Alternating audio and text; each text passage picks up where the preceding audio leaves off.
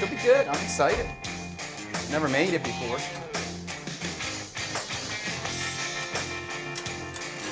But give it about 5 minutes. We'll really start the show. In the gym, lifting, watching this, never missing a stream. I think Fred is coming today. Okay. Fred is coming today. Okay. Let me get my hands washed again. And we'll start.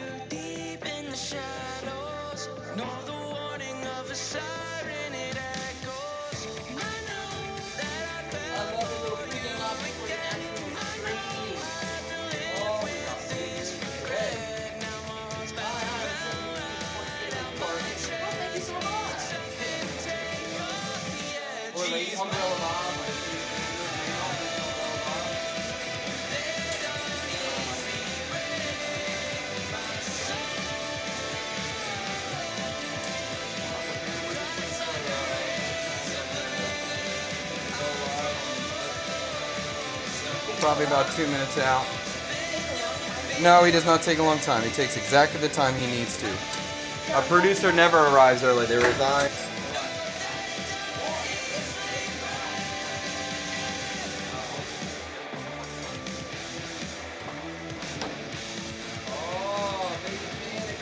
Did Baby Panda do the pork pecan? Was that Baby Panda? No, that's different person. Baby Panda did the nachos? Who did the pork pecans, you know? Here.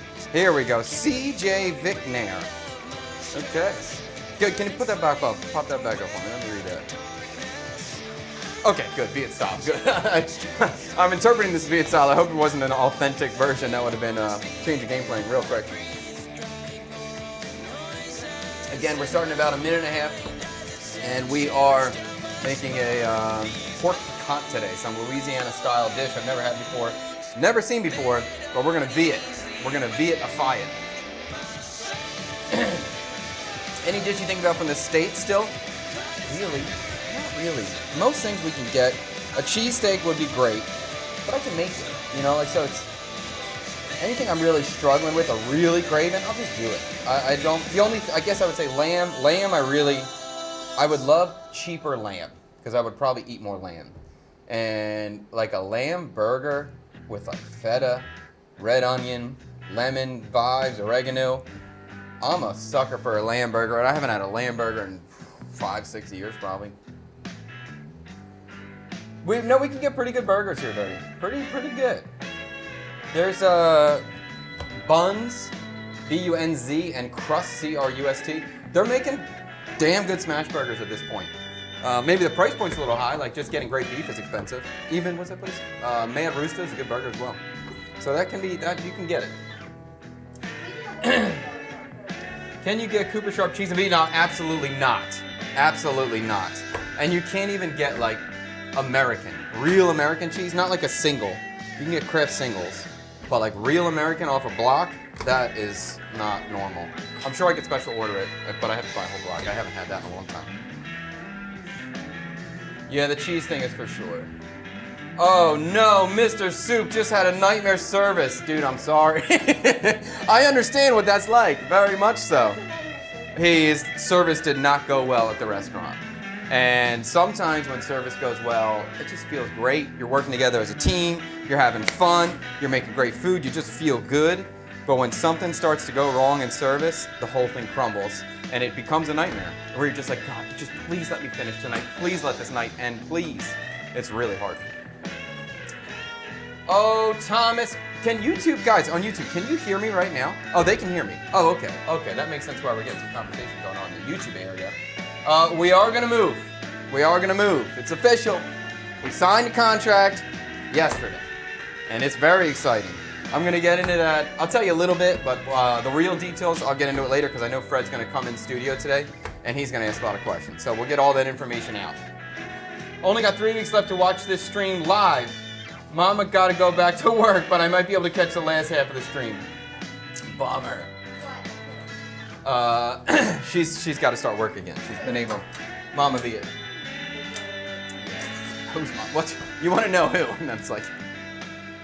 All right. On the menu tonight, we are making pork pecan.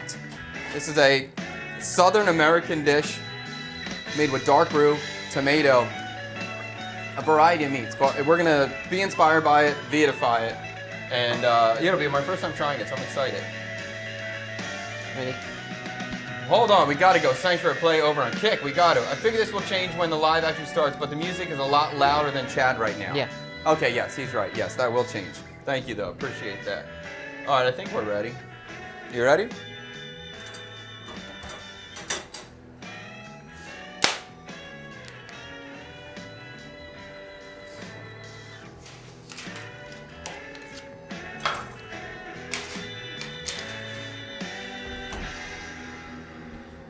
Okay. Hello, loneliness. Hello, loneliness. Welcome to CKSK. My name is Chad Kubanoff. Wait a minute, I messed up my intro. I'm gonna get better at this, I promise. Welcome to CKSK, the Chad Kubanoff Studio Kitchen. I'm Chad Kubanoff, this is my studio kitchen. Today, we have a cool dish that we're gonna make.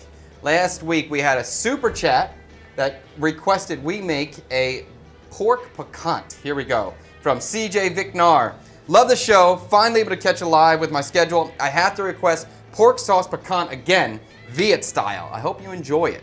So this is a regional Southern American dish, Southern cuisine. I've never had it before.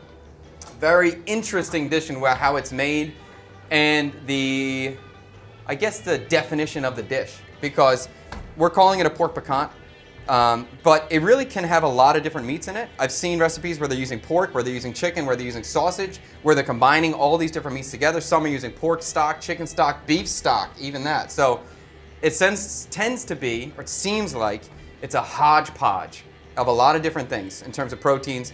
It doesn't seem like there's a set rule on the ingredients that are used in it, besides for that it including tomatoes in some way, that it includes dark roux, a dark roux, which is what we're always going to see with classic Southern American cuisine or Louisiana cuisine. I'll tell you something very funny about trying to research this dish is watching recipe videos for it, because everybody who knows this dish or demos this dish, they got deep, deep Southern drawl. So it's really hard to understand what the hell they're saying. So it was a little fun trying to figure this dish out earlier.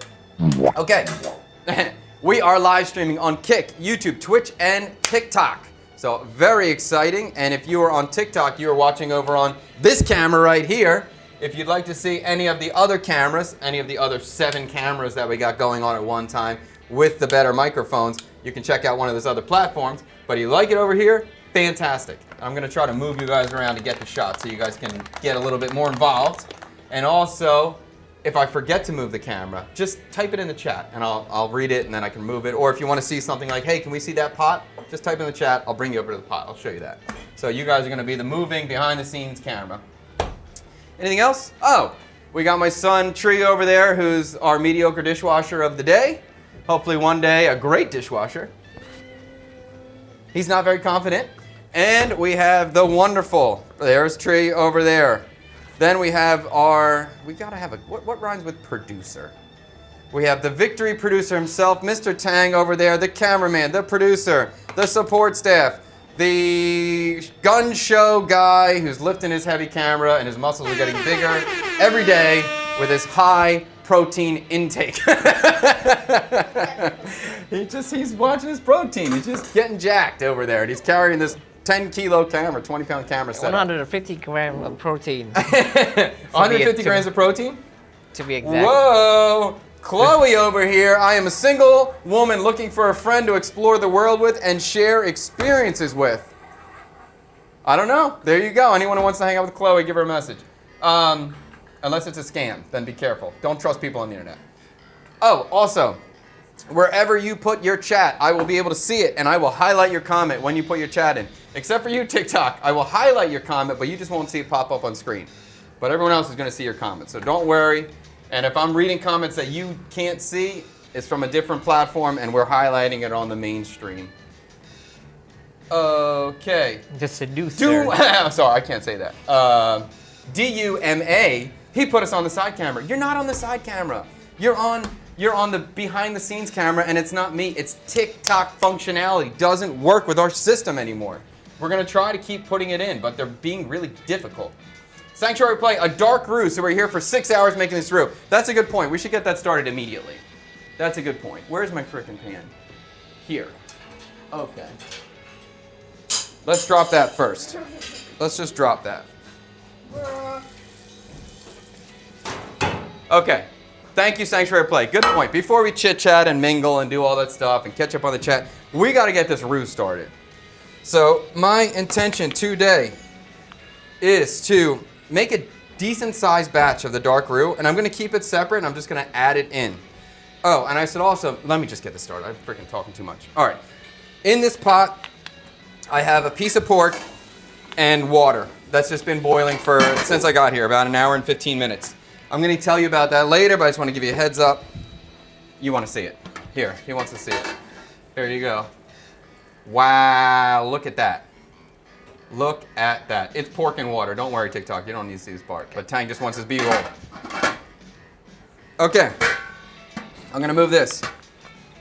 I have some pork fat that I've diced. Dude, I don't want any invitation. I don't want any co-host. You can stop asking for an invite. I have some pork fat that I diced up. I've been rendering that fat. So that's a... dude, I don't... Decline. I don't know who you are. How do I get rid of you? Who is that? I don't know. This is good stream now.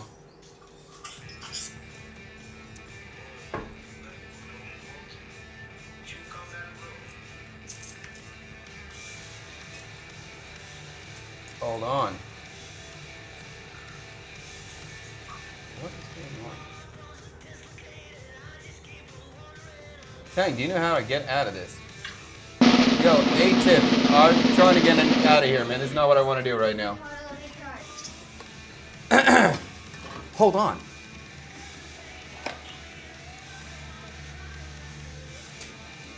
What? When is the next episode of Bun Me Bros coming out? I don't know. We haven't shot anything in a while. Maybe tomorrow. There's 2 that I want to shoot. There's 2 spots in D1 Fred told us to go to. So that may be tomorrow. But if we shoot it tomorrow, it's going to take 3 days to come out. All that ribbing Chad does to Tree, I think it should motivate him to wash the dishes better. Absolutely. Oh no, we ended the stream. That's okay. All right, I got you. Holy cannolis. Okay. You All right, go we're live live. again. Huh? Live? I'm going live now. Okay. I have setting to.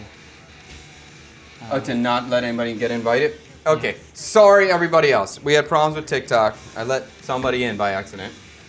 And I ain't interested in no live co-host. That's not what I'm interested in. On my other YouTube account, the live is still thumbnail. Oh, What? really? What are those? What happened? That's weird. Hold on, Tang's gonna solve one problem at a time.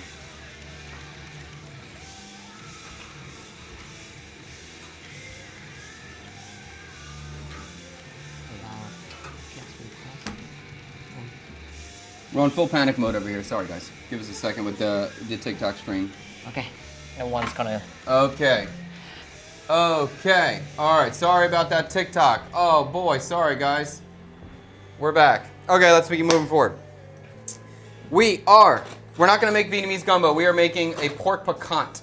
A pork piquant. This is another traditional dish similar to gumbo, but a different style. All right. Let's do it. So I'm gonna strain out this pork fat. I have this pork fat that I cut. And I've been frying it. I'm gonna use the crispy pork fat later on for the topping of the bowl. But for now, I'm gonna use the pork fat to make a roux. Sorry, TikTok, I'm sorry we kicked you out, but you're coming back. All right, so the pork fat is coming in. I'm gonna strain out some of it.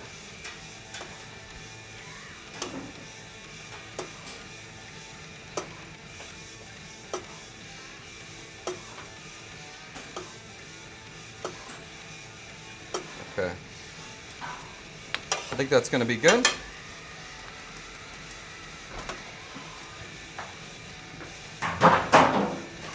For this dark roux, we're going to start frying this dark roux out. I have the pork fat on. I'm going to add a decent amount of flour to it, and we're going to take our time frying the flour until it's a very dark color. Now I know a lot of dishes in Louisiana or in the South, they typically refer to the roux color by like peanut butter or chocolate or dark peanut butter, and that's typically how you know what color to take it to. So I'm told that for a pork piquant, for this dish, we want to go towards like a dark peanut butter color. And I got to tell you, this technique of cooking the roux out like this is so foreign to me. It's such an interesting idea. And I did, Tree, what's going on over there? Okay, I found the flavor very interesting the first time I made this. First, when we made the bun ryu gumbo a couple weeks back. And when I made it, I was definitely freaking out a little bit. Like I really felt like I was burning the flour and I was ruining a dish, and it went against all my instincts. But it was pretty successful, so I'm happy to try this again. I want to see, I feel like last time we made the bun ryu gumbo, it was good, but it really wasn't great yet. And I really want to see, can we get a dark roux dish that's really going to fit with Viet flavor? I think so. And so part of my strategy this time is to not put, I'm not going to use a tremendous amount of dark roux. And we are going to serve this as a broth, more so than a stew. Typically, this would be a stew dish. But I'm going to try to serve it as a broth, like a bowl of pho. That's the goal here. And I think that's going to be cool. So we're going to start frying this out. You can see how the flour kind of gets thick and pasty. And usually when I see these people make a dark roux, they usually have it loose like this. It's not a super thick roux. I think it's when it's loose like this, it's easier to fry out. So we're going to have this going.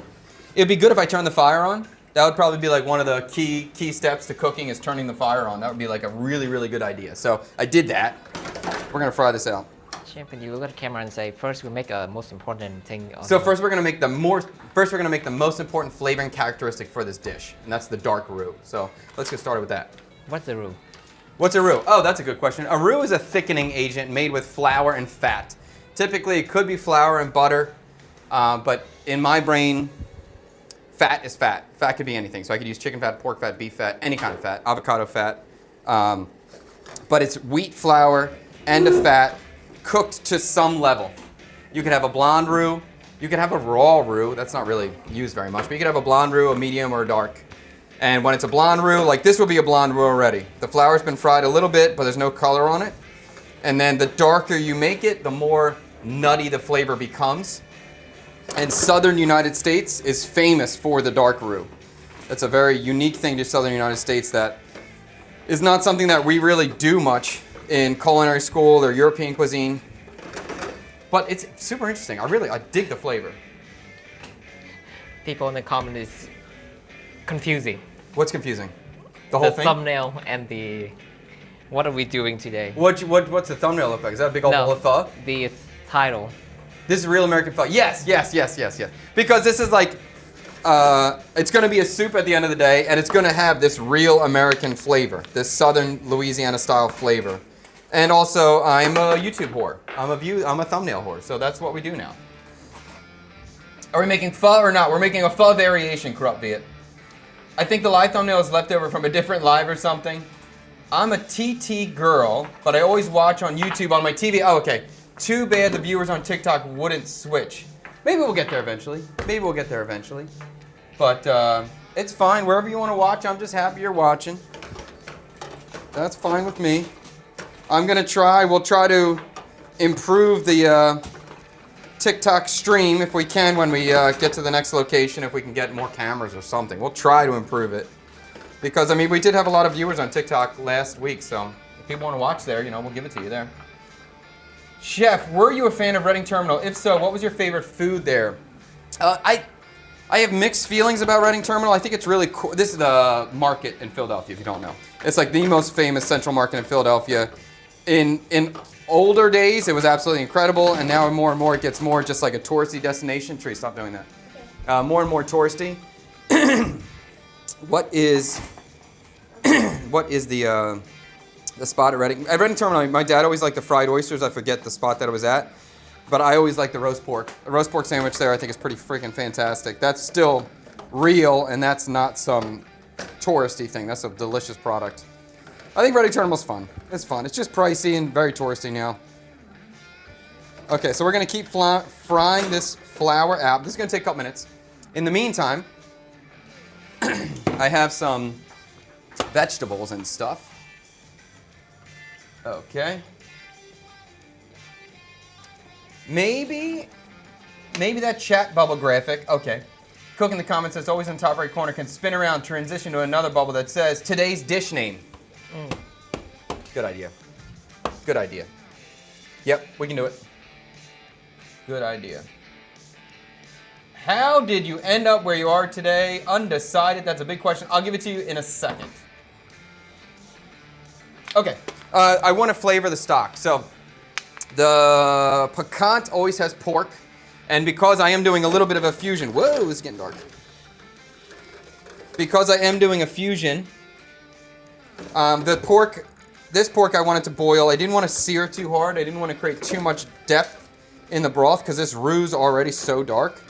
And I actually am going to use a combination of pork and chicken. So the chicken I'm going to sear, but the pork I want it to boil. So I have the pork boiling in this pot of water. Let me turn this. I'm going to lift this lid up. It's going to be steamy. You ready? Okay. I just don't want your camera to get all steamed up. A piece of pork neck in the water, and part of me also, I wanted to get it nice and tender. So I know I needed to start that before the stream started, so I had that boiling right away. And also I didn't want to do any searing without having the camera on for you guys to see. That's why I chose to boil that at that point. But we're going to use this stock as the soup base. Thank you for chilies. We're going to use this stock as the soup base for the dish. So right now we're going to flavor the soup base. And we're going to flavor the soup base with onion and celery.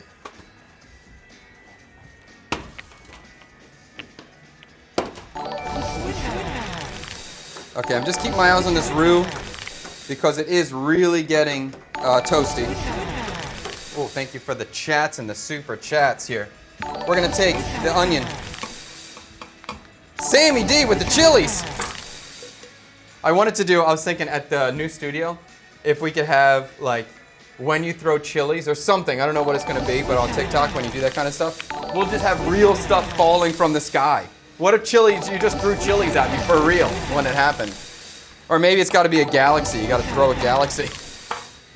Okay, onions are going in my pork water. And anytime we're talking about Southern cuisine, instead of talking about mirepoix, the classic mirepoix, onions, carrots, celery, we're going to be talking about the Holy Trinity. So that's onions, bell pepper, and celery. That's the main flavoring aromatics that they're going to use down there. So that's what we're going to do today too. I got celery, cutting just in big pieces. It's going to go right in the soup. And I also have a bell pepper too. So I have a green bell pepper. We're going to do that in the broth as well. And all this stuff is going to get strained out, so I don't care about what the size, the cut. Right in the broth as well. Let me check my roux, dude. Don't forget your roux, Chad.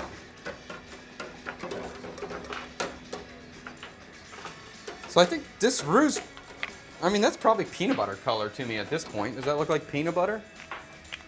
I think it looks like peanut butter. But we're going to go dark peanut butter is what I'm told is the color we're going for.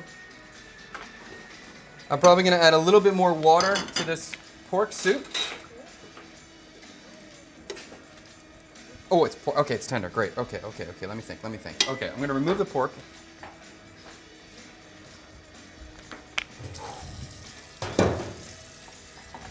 All right, my goal was to get the pork tender. The pork is tender now. So I'm going to remove it from this liquid.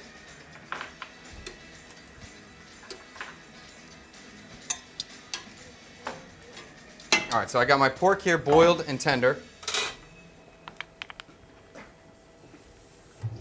I'm going to add a little bit more water to the broth because I just want to have enough to make 4 bowls or 5 bowls of soup. A bit more. Okay. And we're going to keep our eyes on this roux because that can go quick.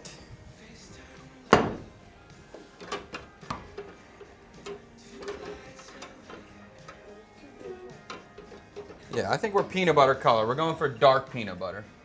You also need tons of garlic. I'm going to get a lot of garlic in there. Don't worry. What time is it there, Chef? It is 10:23 right now. Where was the other question? That was a good one. How did you end up where you are today? That's a crazy question. What? For my whole life as a young kid, I tried to work at the best restaurants I possibly could. And then that led me to moving to New York to work at Danielle. Then that led me to moving to Chicago to work in Alenia. And then I still wanted to be the best cook I could become. So I wanted to travel. I was very intrigued by Vietnamese cuisine. And eventually I moved to Vietnam. And then I kept going. That's where I am now. There's a cliff notes of the situation. Any more detailed questions I'll answer, but there's a broad view. Herd fusion, so I'll bring up a dish that isn't Viet. Pad Wan Sen, would love to see a Viet version. New dish for me, no idea. I assume that's Thai with the pad, but I'm not sure. Have you ever been to Hang Sun Yung? The largest? No, I have never been there. I would love to go there. I would love to do that. Yeah, I think you have to make reservation. You do? Yeah. You have to reserve months in advance now. It's extremely hard to get to. And it's $3,000. Did you save the celery leaves for the veggie plate? No, I did not. I thought about it, but I did not. I literally just tossed them out. I didn't have much in terms of celery leaves that were usable. And when I thought about the side plate, I was like, that's all right. The only thing I wish I had was parsley, but I don't have that, so it's okay. And again, we're just going to keep cooking this down until we get a nice dark color. We got our stock is working, and I'm going to finish this pork fat out. No, not that, not that, not that. There, that one. I'm going to fry the pork fat a little bit more because I do want to get the pork fat nice and toasty. And I'm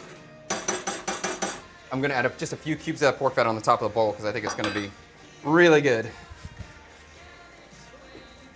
I'm pretty excited to see the result of this. I think this could be a good, I think it has a high chance of being a cohesive dish that is authentic to the Southern style, but feels Viet when we eat it. So I'm very excited to see that.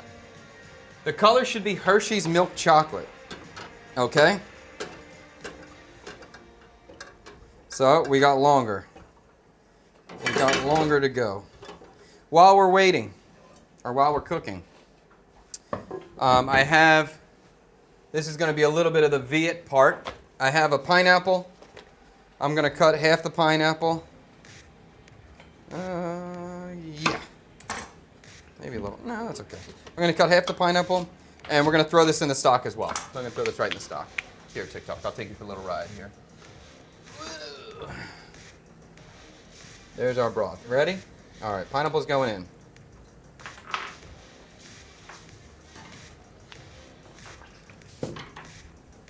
All right, so the pork fat's frying as well. I got to be careful and make sure I don't get too distracted because I could burn this through and I could burn the pork fat really, really quickly. And I don't want to do that. I do have some more aromatics. I want to put some bay leaves into that stock, but I'm not going to do it yet. I just want to be careful with this pork fat first.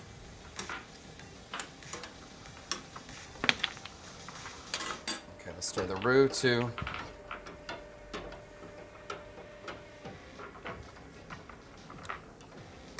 Hershey's milk chocolate. Heard that. I have an opportunity as a chef for over 10 years to make a difference in the homeless community. Okay, heard that. Undecided.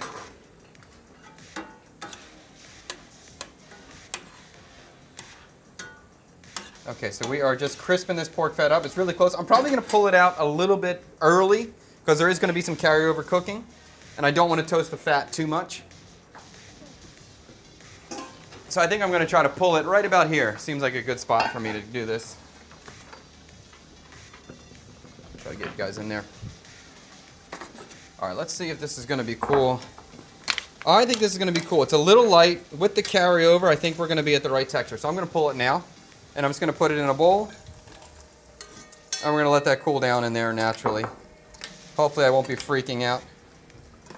If I see it get too dark or if I'm really getting stressed, I'll just strain it and remove it immediately, but I think it's going to be okay. Maybe if I stir it and help it cool down quickly. Okay. Pork, pecan, the roux is going. The roux is getting what I would describe as maybe a little dark peanut butter, but I wouldn't describe it as dark peanut butter yet. The fat's looking okay. Okay, cool. Now, let's get a bay leaf.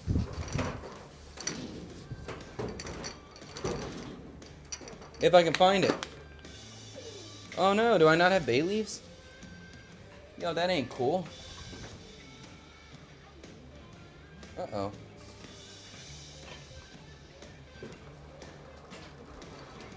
One more spot, maybe.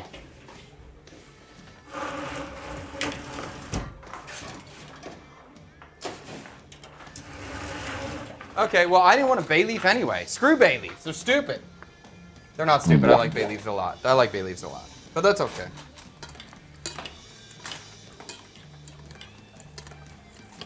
Okay, I think that's going to be fine.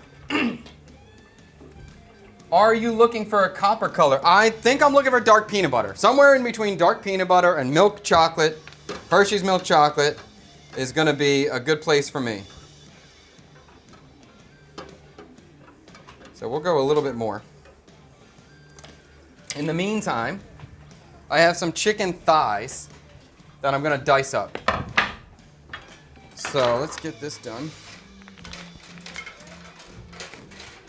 You move fast today, huh? Say what? You move fast today. I'm moving fast today? Yeah. All right, you want me to slow down? You want me to slow down? You tell me I won't slow down. Just a little. A little bit? Yeah. Okay, guys, I'm gonna chill out a little bit, and I'm gonna just take a little sip of my wonderful orange juice.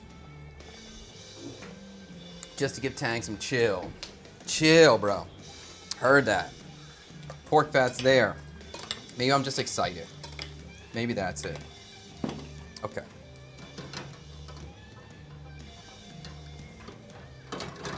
Okay. All right, let's cut this chicken thigh. Would I be able to DM you and have a conversation about cooking and career choices? Undecided? This would be the right place right now.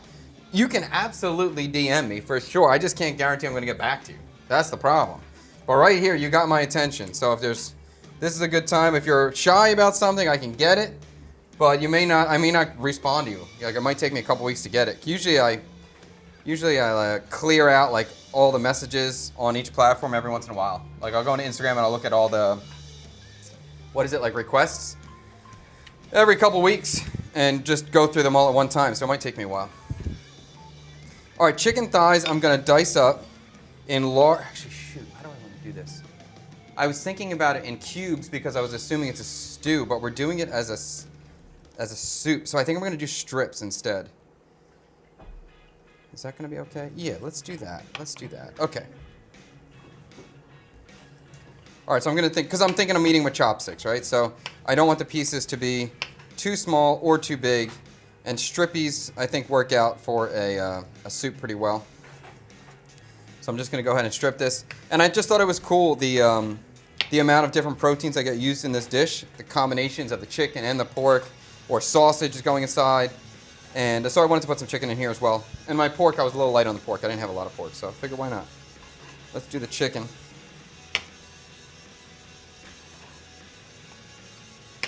And my goal today is to make something that's not incredibly stew-like. I want it to be thin like a soup. I want it to definitely have the toasted roux flavor, but not be overly strong. Because I want this to be something that my wife will like. And I know before when I've made similar sort of flavors, vibes, she doesn't get into it. So I want to try to make it a little lighter than the classic version. I'll tell you what though, I definitely have a little bit of a dream here. I would like, when I get older, I don't mean like it's too old, I mean like in a year or two or something. I would love to do a food tour down in the South and try to document like Viet Cajun cuisine and like what that is now, what it looks like, and how that what that cuisine is, I guess, and the people that created it. I think that'd be interesting. Because I think most Vietnamese, like, they would love Louisiana style. The heat, the weather they're comfortable with, the next to the water, so there's tons of seafood and stuff, and the crawfish culture. Like, I think Viets would love crawfish.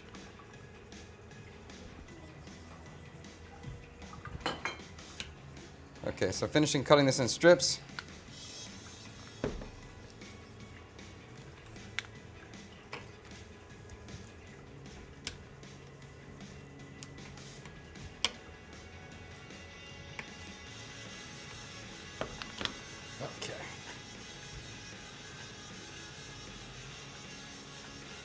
Cool. I'm gonna get rid of my chicken board, chicken knife out.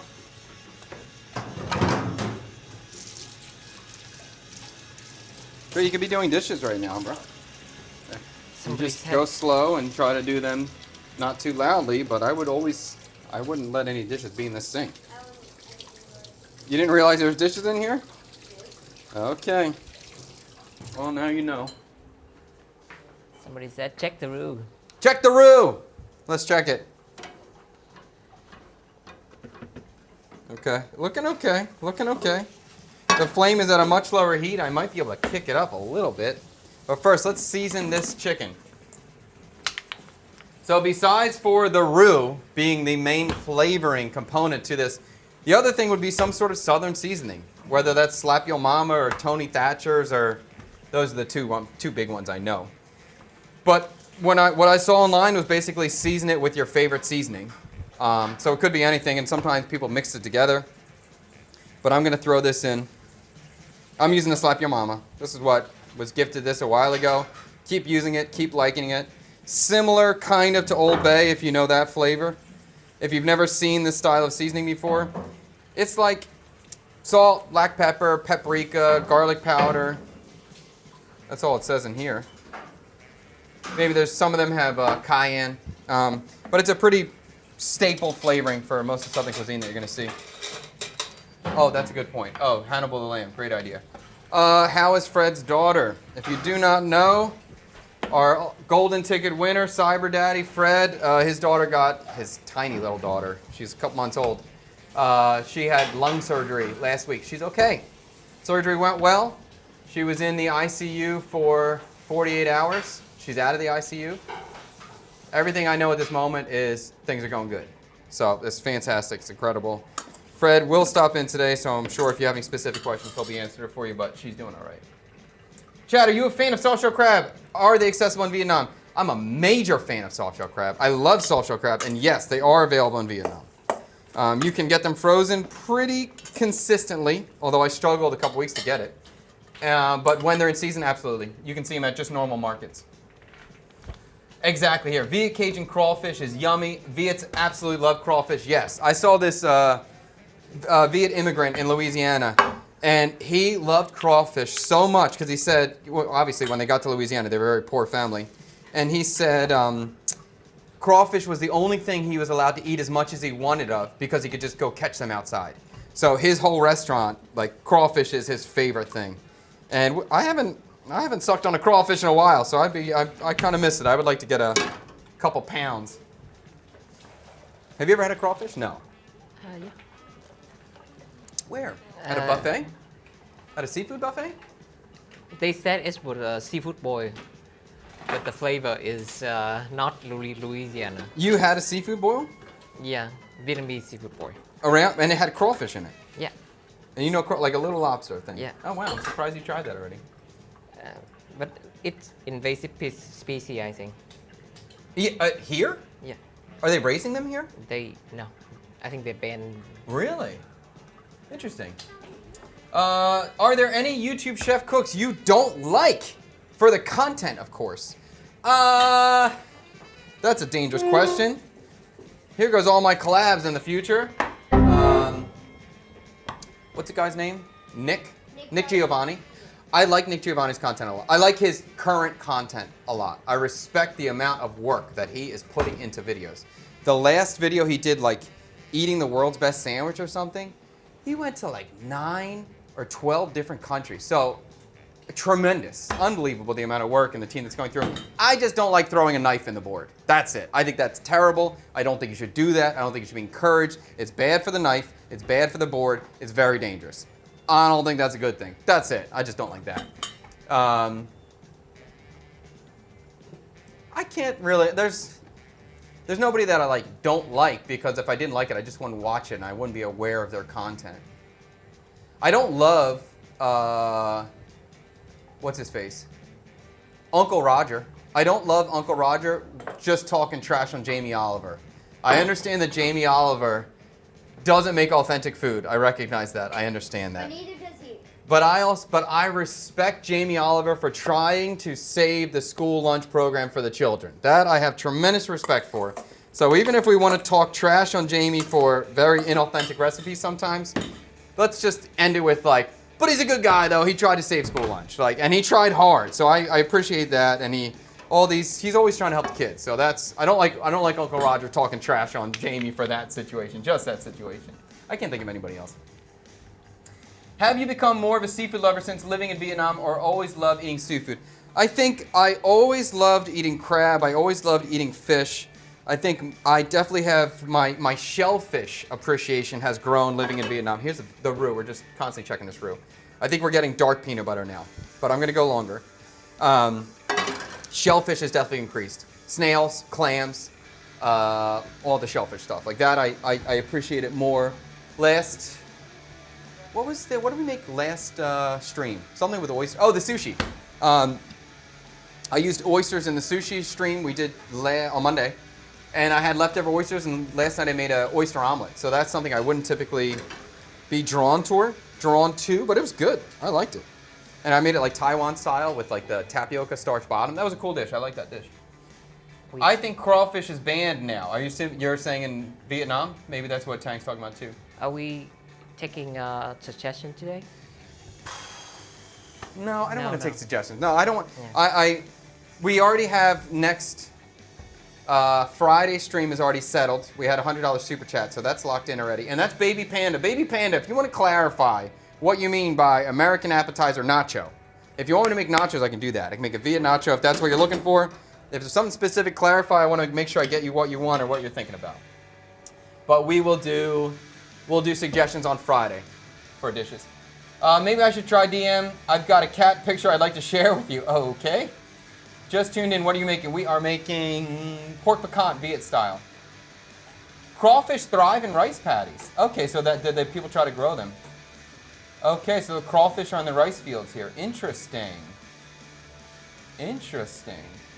In Houston, Texas, USA, there's a crawfish dish with lemongrass, butter, garlic, and other spices, like a crawfish boil with Viet Cajun flavors. Exactly. I want to see that stuff. I want to try more of that stuff. Wang Tran, YouTuber. He's a good guy. I like his stuff.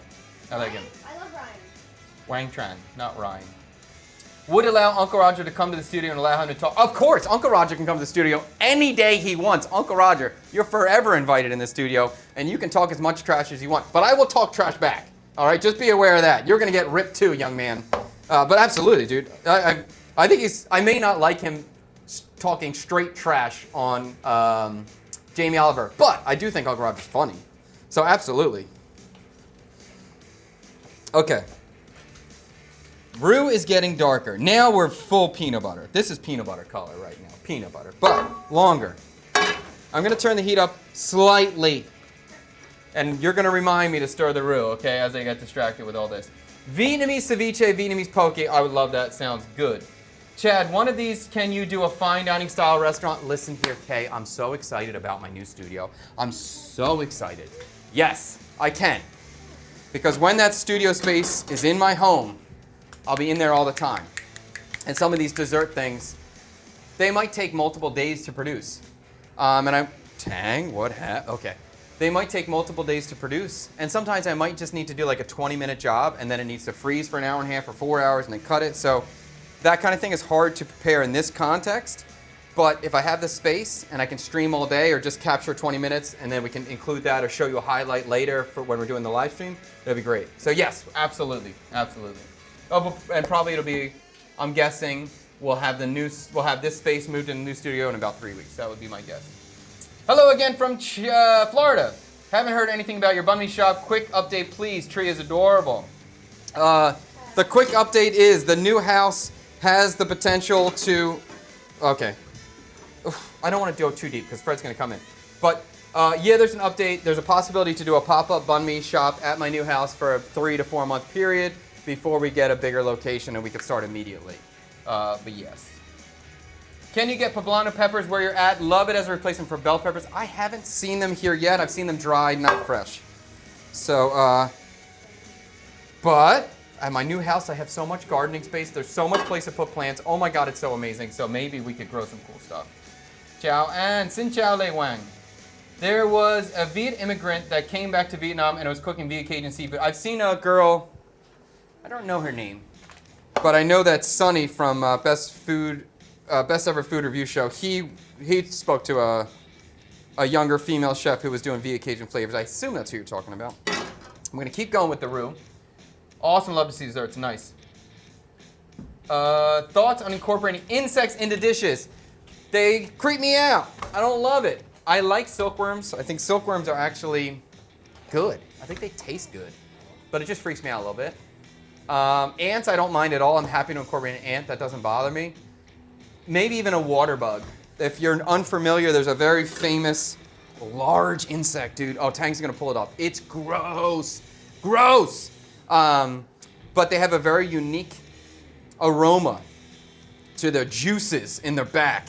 what do they call it? They don't call it juice. What do they call it? Gland, some kind of gland, right? Yeah. Some sort of gland.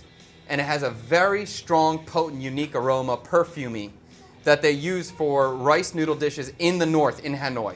So that's something I would play with that. I would be okay with that. I'm not eating the bug, dude. We're just taking some of the juices, which also sounds disgusting, but I'm gonna do that. That's okay to me. Cockroach is never gonna happen, ever. A tarantula, maybe. A scorpion, maybe. But I have no excitement about it. I'm not like, I don't have intrigue in my body like, wow, I really want to try it. No, it's not like that. But I do want, yeah, that's the girl, I got you there. But I do want to, I want to try cooking bamboo rat, and I want to try cooking porcupine. So, YouTubers I do really like. I like Sonny from Best Ever Food Review Show Ever, and Andrew Faust, Sonny's friend. They're both making great content. They're both working their asses off, so I have tremendous respect. But they have both highlighted bamboo rats and porcupines as things that are farmed in Vietnam. Both seem highly intriguing to me. I think it's a cool livestock animal. Very easy to raise.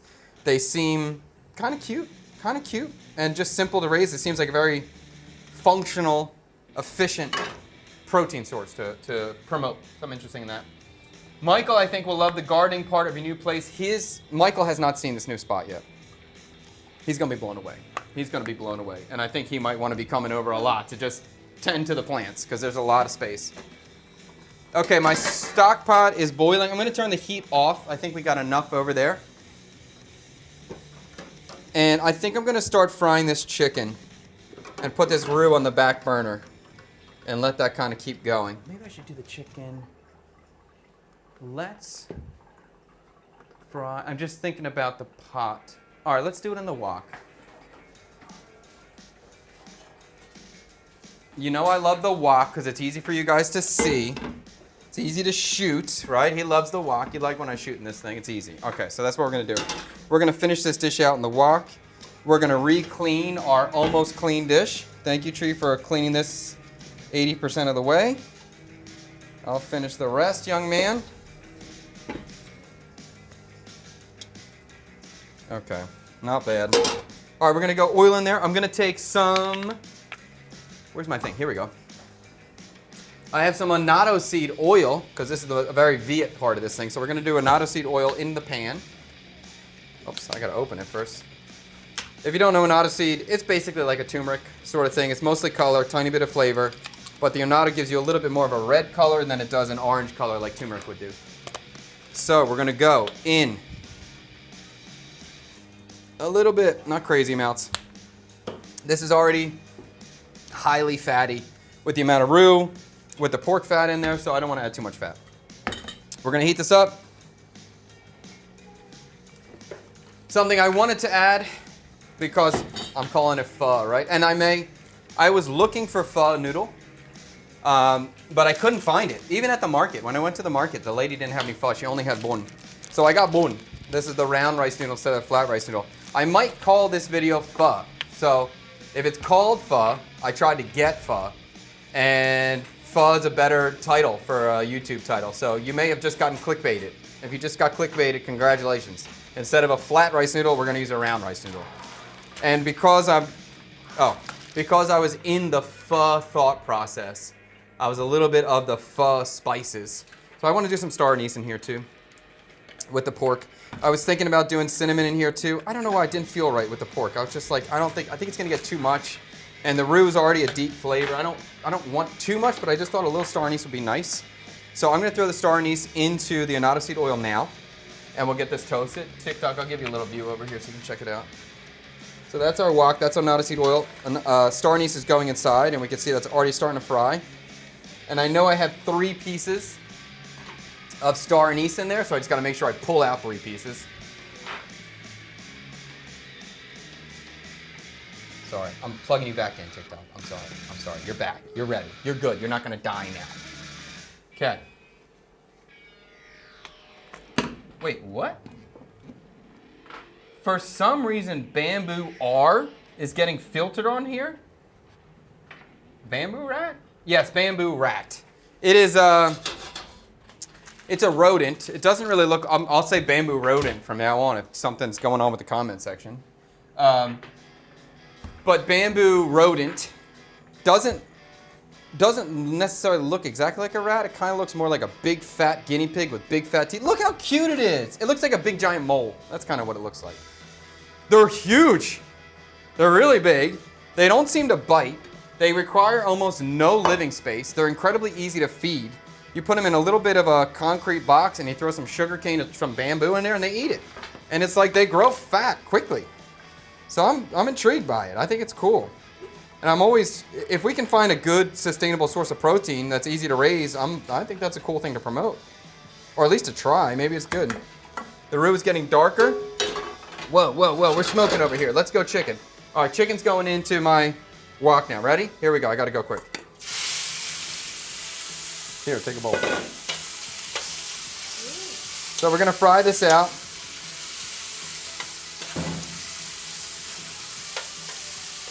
Oh. The smell is strong.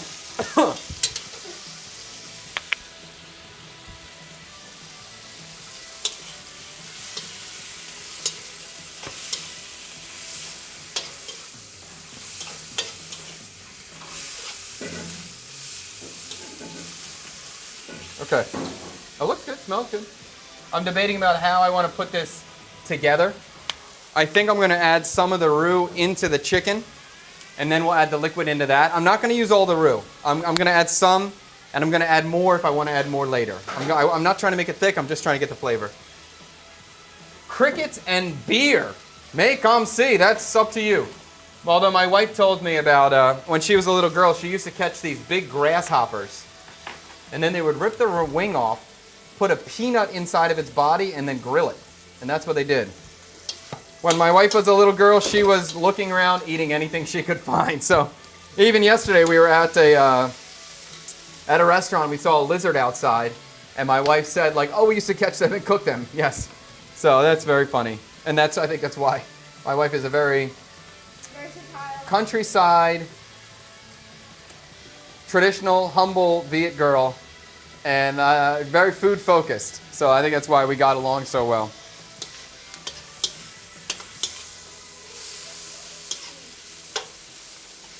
I say countryside, but she's not countryside anymore. Now she's a city girl. Is there many differences in banh mi bread? That's a hard question, but I would say yes. Oh my goodness, it is the Cyber Daddy himself. Oh my goodness, TikTok. Let me show you this young, beautiful man behind you. Wait a minute, wait a minute, wait a minute. There he is. He's coming. Cyber Daddy himself is here. Hey, Chatter. Hey, Talker. It smells good in the kitchen. Yes. It does smell good. Piques my interest. The picanta. A little piquant. Piquant? A little southern piquant. I don't know if you guys know Chef Chad, but sometimes he can be a little bit of a piquant. What's up, man? How you doing? I'm good. We had some people asking about your sweet daughter. She is back home, guys. She's back home. She's back home. Oh, that's Came great back news. Home yesterday. That's great news. Yeah, great. She's doing great. She healed up so fast. I was so caught off guard with how much, like when we saw her come out of the ICU, that was really difficult. Yeah. Dude, the post-op room is crazy. Yeah. They don't tell you this, but the post-op room, a parent has to stay with your baby the whole time, and you can't sleep in there. Wait, what? In the post-op room is a room with like 20 beds, and like so you got like 5 crying babies and like a couple 8-year-olds and 12-year-olds. You know what I mean? Like 20 beds in there. Okay. And a parent has to be with your kids the whole time, and you can't sleep. You can't lay on the bed with the kid, which our daughter co-sleeps, right? So that was difficult. You can't lay in the bed with your kid, and you can't sleep. You're not supposed to lay on the floor and sleep like you know how they do at the hospital, right? Yeah. So I'm like, what if it's only you? What if you're just one parent? You're supposed to stay awake for 24 hours, forever, however long they're gonna be in there. You just have to stay awake. Right? Luckily, it was the weekend, and me and Ngomp were able to do shifts. So I took the first shift from 9:30 to 2:30 in the morning, and then she took the next shift, and I slept for a few hours, and we all were up by like 7 or 8. You're not allowed to sleep? Yeah, like I was. Or you just mean there's nowhere to sleep? No, you're not allowed to sleep. So there were people sleeping there originally, like laying down when I first came in there. So when I took the first shift, it was about 9:30, and I laid down like on the floor because I can see Lily's feet. Yeah. Hanging, kind of dangling Yeah. off a little bit. So if she wakes up, I'm gonna be able to see it. Yeah. I wasn't planning on sleeping. I was just laying down. Well, then the nurse came by and told everybody that they can't lay down, that they have to get up. Wow. Yeah, and so you're like, what am I? And then the only thing, so we didn't prepare ourselves. We didn't know what to expect. And the only thing is, you have like the plastic stool that's a little bit taller. Yeah. To sit on. That's the only thing you have. And I'm a 300-pound man. Like I'm like, oh gosh. So I sat on the floor and I had like something against my back and I just sat there most of the time unless she woke up. And I'm not supposed to lay on the bed, but I did anyway. I'd like lay across on it and get her to sleep. Because they don't speak English, so they can't tell me no. Yeah. Yeah. So I was taking advantage of that, and then when Ngomp would come in, they would tell her what I can't do, and I'm like, "Stop coming in here!" Like, That's crazy. it's crazy. It was very upsetting to see her after she came out of the ICU. She had a tube connected to her. She was on like a little breathing thing, but she healed. She got better so quickly, and we were only in that post-op room for like 24 hours. Yeah. She was in ICU for 48 hours. And she's okay now? We're home now. She's And great. She feels okay. She's not fussing. It's like she in pain. Fine. Wow. That's Fine. great news. They heal up so quick, and that's why you want to do it at this age, right? Wow. Yeah. Congratulations, my friend. Thank you. Oh my God, I'm sure that was a stressful few days. I looked it up. We have known about this CPAM since she was like week 20 in Ngomp's belly. Yeah. So that's about 72 weeks of stress Yes. since I found out about this thing. Yes. And now it's gone. Now Yes. it's like, let's go, baby. Yeah, miracle now. Yeah. And I mean, obviously that stress was tremendous the last few days. Okay, we're gonna move forward here. I got a can of tomatoes. I'm gonna throw this into a blender. I wanna blend these up. So this is part of this pork pecan always has tomatoes. That would be one of the crucial things that has to have tomatoes in there some way. I've seen people use fresh. I've seen people use canned. I've seen people use tomato paste. It seems like there's no rules for this. And we're gonna blend this. Is it possible to get caught up on the dish? Yes. Going on Pork pecan. Do you know? Do you know what that is or no?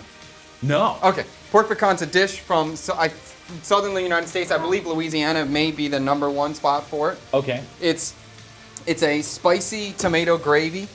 Spicy meaning like it's Cajun spices, not really spicy. Okay. So people put like they got like crystal hot sauce and they're like, oh, we're gonna put some hot sauce in here, and they're like, they do a few shakes, they're like, oh, getting spicy. I'm like, dude, come on. Yeah. We're in Asia. I do like ketchup. Crystal hot sauce. I though. love Crystal, but it's not Yeah. hot.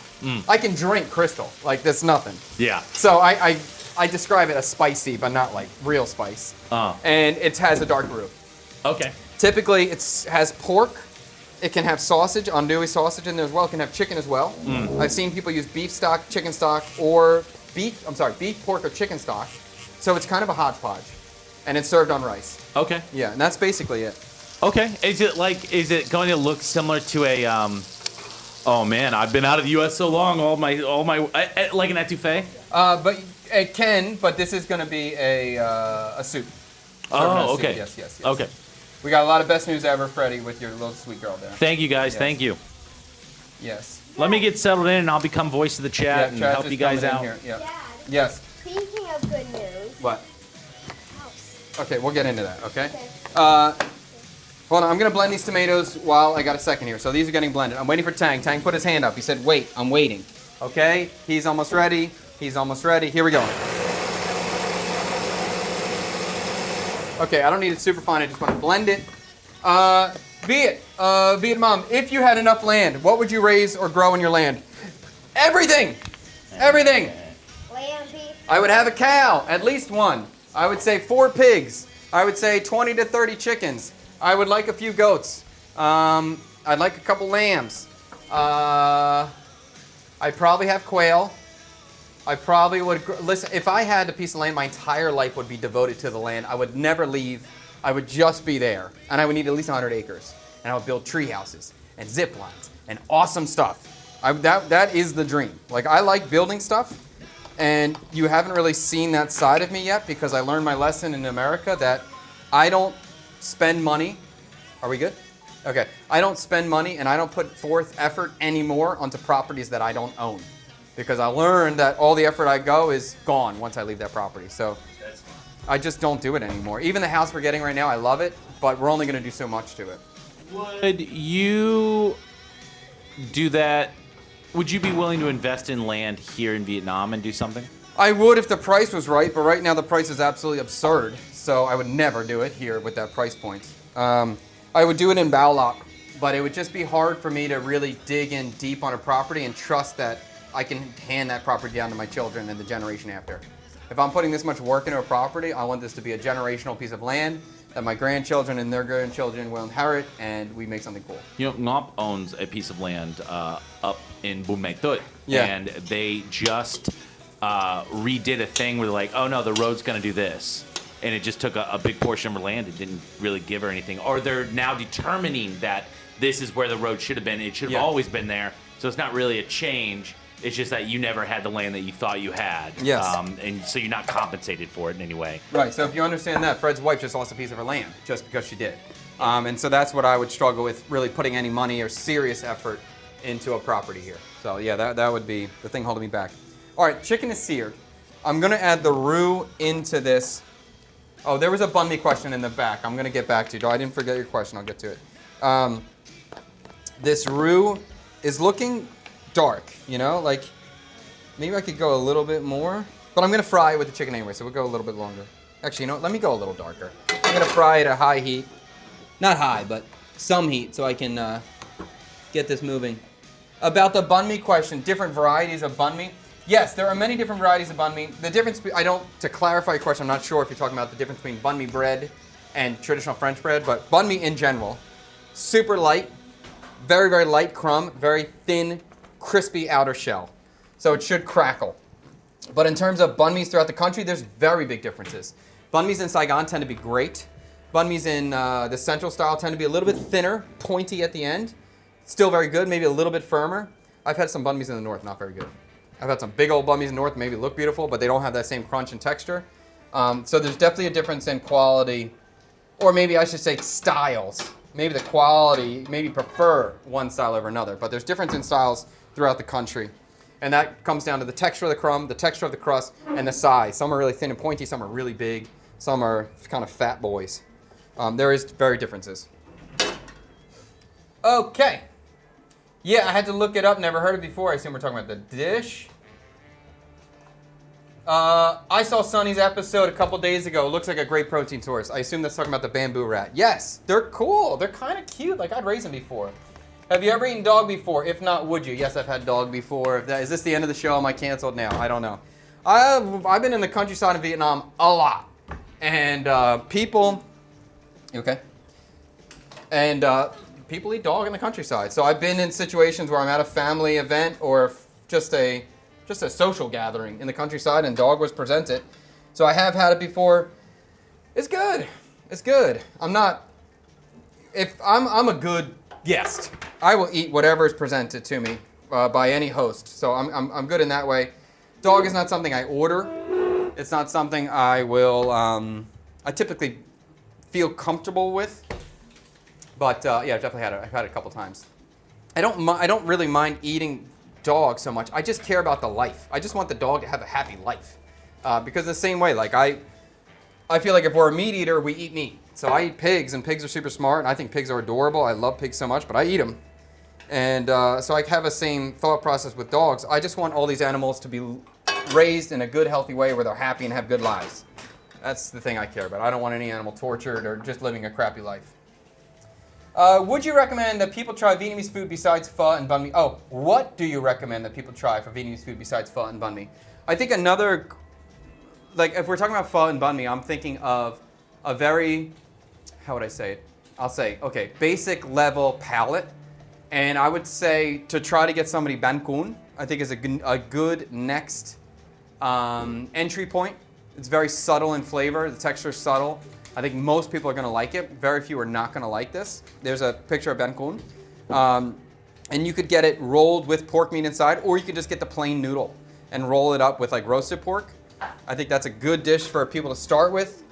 Another thing that I think would be really good for people to start with, I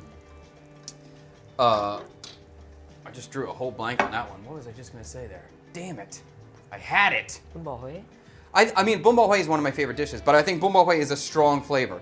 So if we're just looking at someone for pho and banh mi, that's a very basic flavor profile, so Bombal may push them, but in chili or funk or sweetness.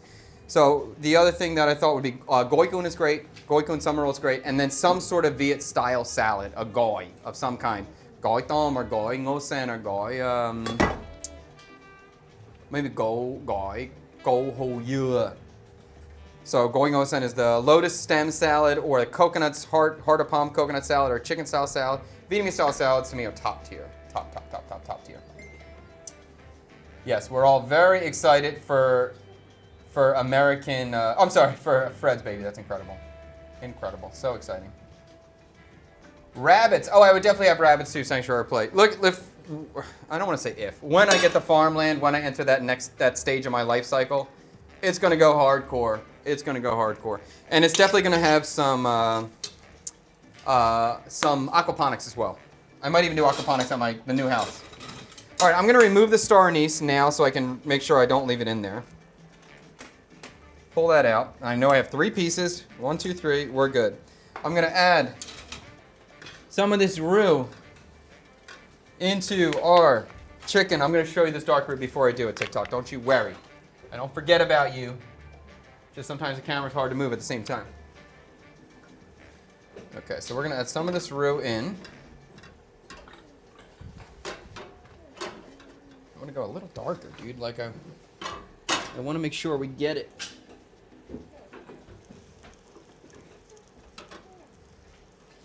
Last time I talked to Fred, Lily was still in the hospital, so she's home. That's incredible. Home and not crying. It's amazing. Noshing with Nessie? Neki? Baby ostrich? Laugh out loud a few of them. Yes, I will absolutely have a baby ostrich and maybe 2 peacocks. And I wouldn't mind a flamingo or 2. If I had space, I would get a giraffe too. That might be absurd. People may think I'm a lunatic, but I would get a giraffe. I think giraffes are pretty cool. But a baby ostrich, I would love to have a baby ostrich, but I would never have an adult ostrich. The baby would be my favorite thing ever until it be turned to an adolescent, and then we would no longer have an adolescent ostrich. What is that? That means that we would have dinner for 2 or 3 days. You're crazy. No, dude, ostriches are hideous, terrible creatures. I hate them so much, but a baby ostrich is the most precious, little, wonderful little thing. It's so cute. I want to see an adult ostrich stick their head in the ground. I don't know if they'd really do that. And you're just cooking peanut butter. It does look like peanut butter now, right? Yeah. So I think we're at a good color. If you put more flour in there, it would be thicker for peanut butter. It would be thicker. Yeah. So peanut butter. Everybody knows about my love for the ostrich and the kiwis. Thank you, Chad, for being so awesome. My brother-in-law purchased 2 plots of land in Phan Thiet and will be building homes there, planning to retire there, and we may go with at some point. Phan Thiet's a cool city. I like Phan Thiet a lot. I think it's a good beach town. I would potentially. What are you touching? I don't know. Young man. I would potentially go and buy like a beach house. I just wouldn't be buying the huge plot of land, the 100 acres, the 50 acres, that kind of thing. I don't feel comfortable doing here. But a second house next to the beach, I'm down with that. Okay, now I feel good. This is just fried a little harder. We're gonna add the roux now. It's smelling really toasted at this moment. Again, it's like, this goes against all my cooking instincts. This is so foreign to me to cook flour this dark. In that last few seconds, this last final cooking, the toasted notes really came out strong here. Now this aroma here, I'll show you guys. You can see now it's definitely darker, definitely a very dark peanut butter. I wouldn't say it's milk chocolate yet, but it's close, and I'm gonna call it. So I'm gonna add some of this roux in. I do love the smell of some Louisiana cooking up in here. I'm gonna try that much. And I'm gonna add more if I need to later. So we're frying this roux out even more. My goal today is to use the dark roux in a way that actually feels good for Viet. It still works for the Viet flavor. So it's not going to be stewy, but it's going to be soupy with this dark roux flavor. I want something that if Twee tried it, she would like it. That's the goal. Because I think there's, wow, it's so peanut buttery. This has such a peanut butter aroma to it. It's very interesting. And also looks like peanut butter. Looks good to me. All right, the tomato is going to go in next to the roux. TikTok, I'm gonna bring you over here in a second. Let me readjust. Let me throw this over here. Maybe we'll come back for this in the future. I don't know. So was this a pecan meets Vietnam? Is that what the challenge is? Yes, it was make a pork pecan Viet style. Okay. Okay, so we're gonna go tomatoes in here, and I got you, TikTok. Don't you worry. I never forget about you all. Those talkers. We love the talkers, okay? We may not love the whatever. Anyway, tomatoes in.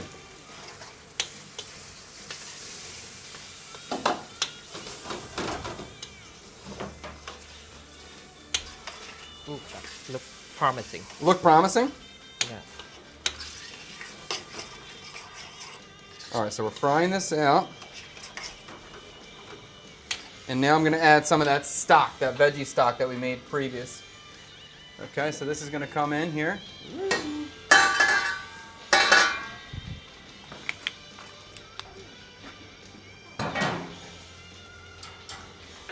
Get a big ladle if I can find one. Should I use a dirty strainer or should I use a clean strainer? I'm gonna get a clean strainer. I'm gonna try to use a clean strainer. That'll probably work out for us.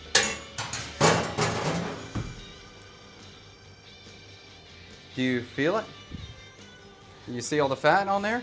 That's completely coated. It's gonna be hard for you to do it now. It's cold fat stuck on there. All right, we're gonna try. Third strain is a charm. That's what they always say. If your first two strainers are dirty, get a third strainer, right? Isn't that a common phrase? Okay. Tomatoey. Let's do pork stock. This is the pork stock we cooked the original piece of pork in. Bell pepper, onion, celery, a little bit of pineapple inside. I'm going to do a little bit at a time. Incorporate it at first before we add the next layer.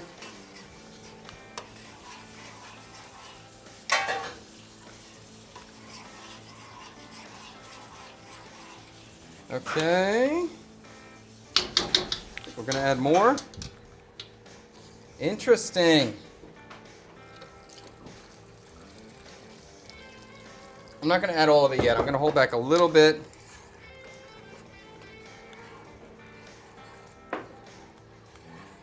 Yeah.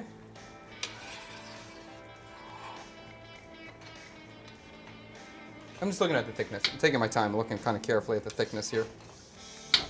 I'm going to... What a banger right there. Okay, let me put this over. You okay? The pork pieces I had before that we boiled, I'm going to put them back in. These are the big old hunks. I'm just going to put them right back in the soup so they can start absorbing that flavor.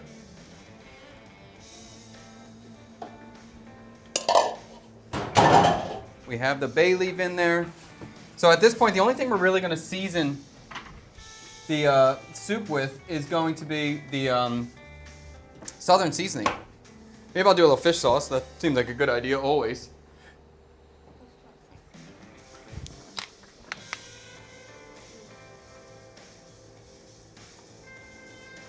All right, do some of that. Do some of the M to the S to the G in here. We're gonna add a lot of black pepper in here. That's one of the main flavoring things. Don't forget to order your bangoon with egg. That is a very good style. I can agree with that.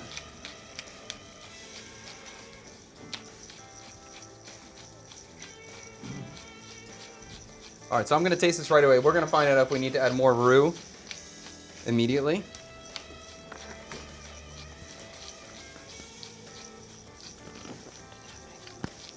Okay.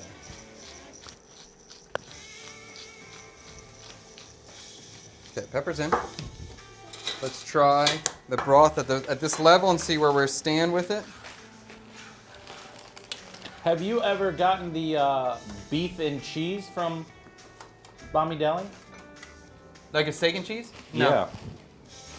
I think that's what I got. Oh, maybe I didn't order cheese on it. Oh, rookie move. Rookie move.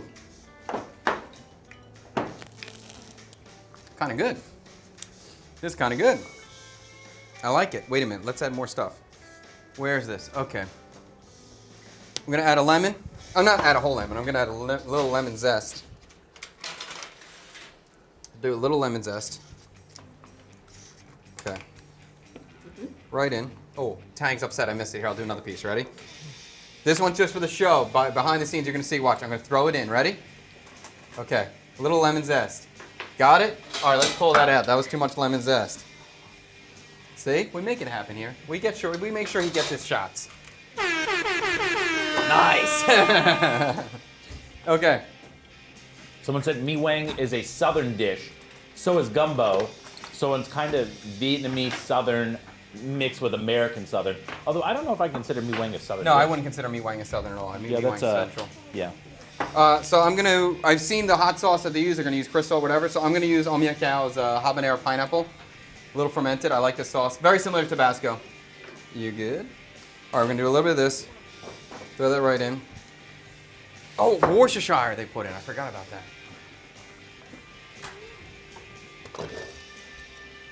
Yeah. Don't forget the Worcestershire. You know something I never see chat recommend? What? Boom mom. Bun Mam. Boom mom. Oh, Bun Mam? They Oh, yeah. never do do a boom mom of this or a boom mom of that. I would love it. Bun Mam is a top tier dish for me. That's a top tier one. I love it so much. All right, I'm gonna do a little bit of more of the Slap Yo Mama in here. We'll get this seasoned up. Okay.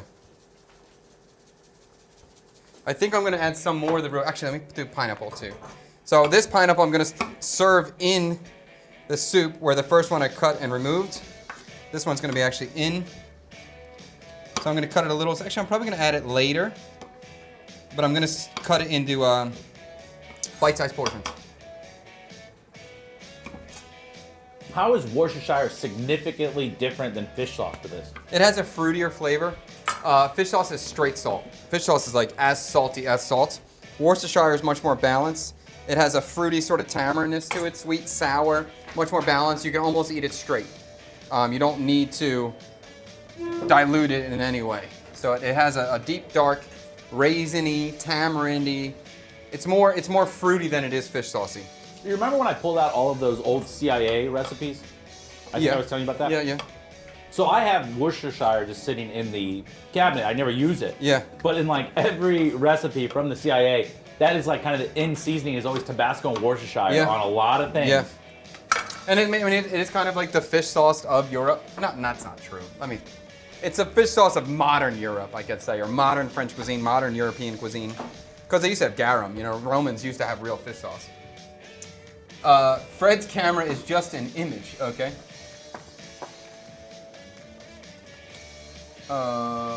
Okay. Roux is like Nuke Mao for Vietnamese cooking. Very good point. I like that comparison. Good comparison.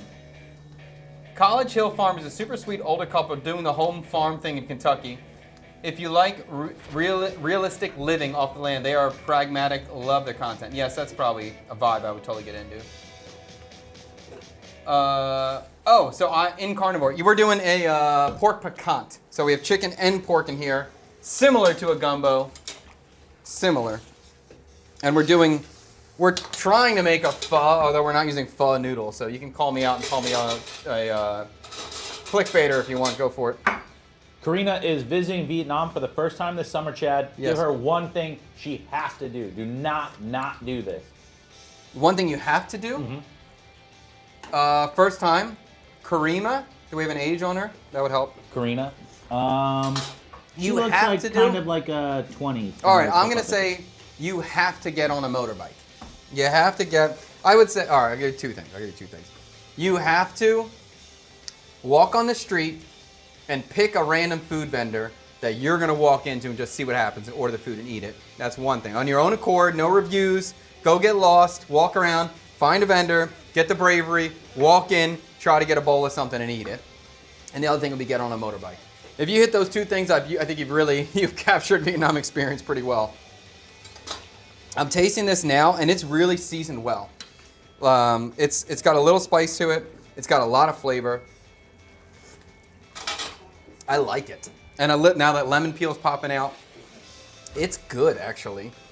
I'm going to throw the pineapple in now. I should have asked Tang before. All right, so now that Fred is here, let me tell you about our new home that we got. Dude. We got it. It's amazing. It's amazing. It's huh? amazing. Oh, okay. It's amazing. Better than my home. Yeah. Oh, really? Those are fighting words. It's interesting.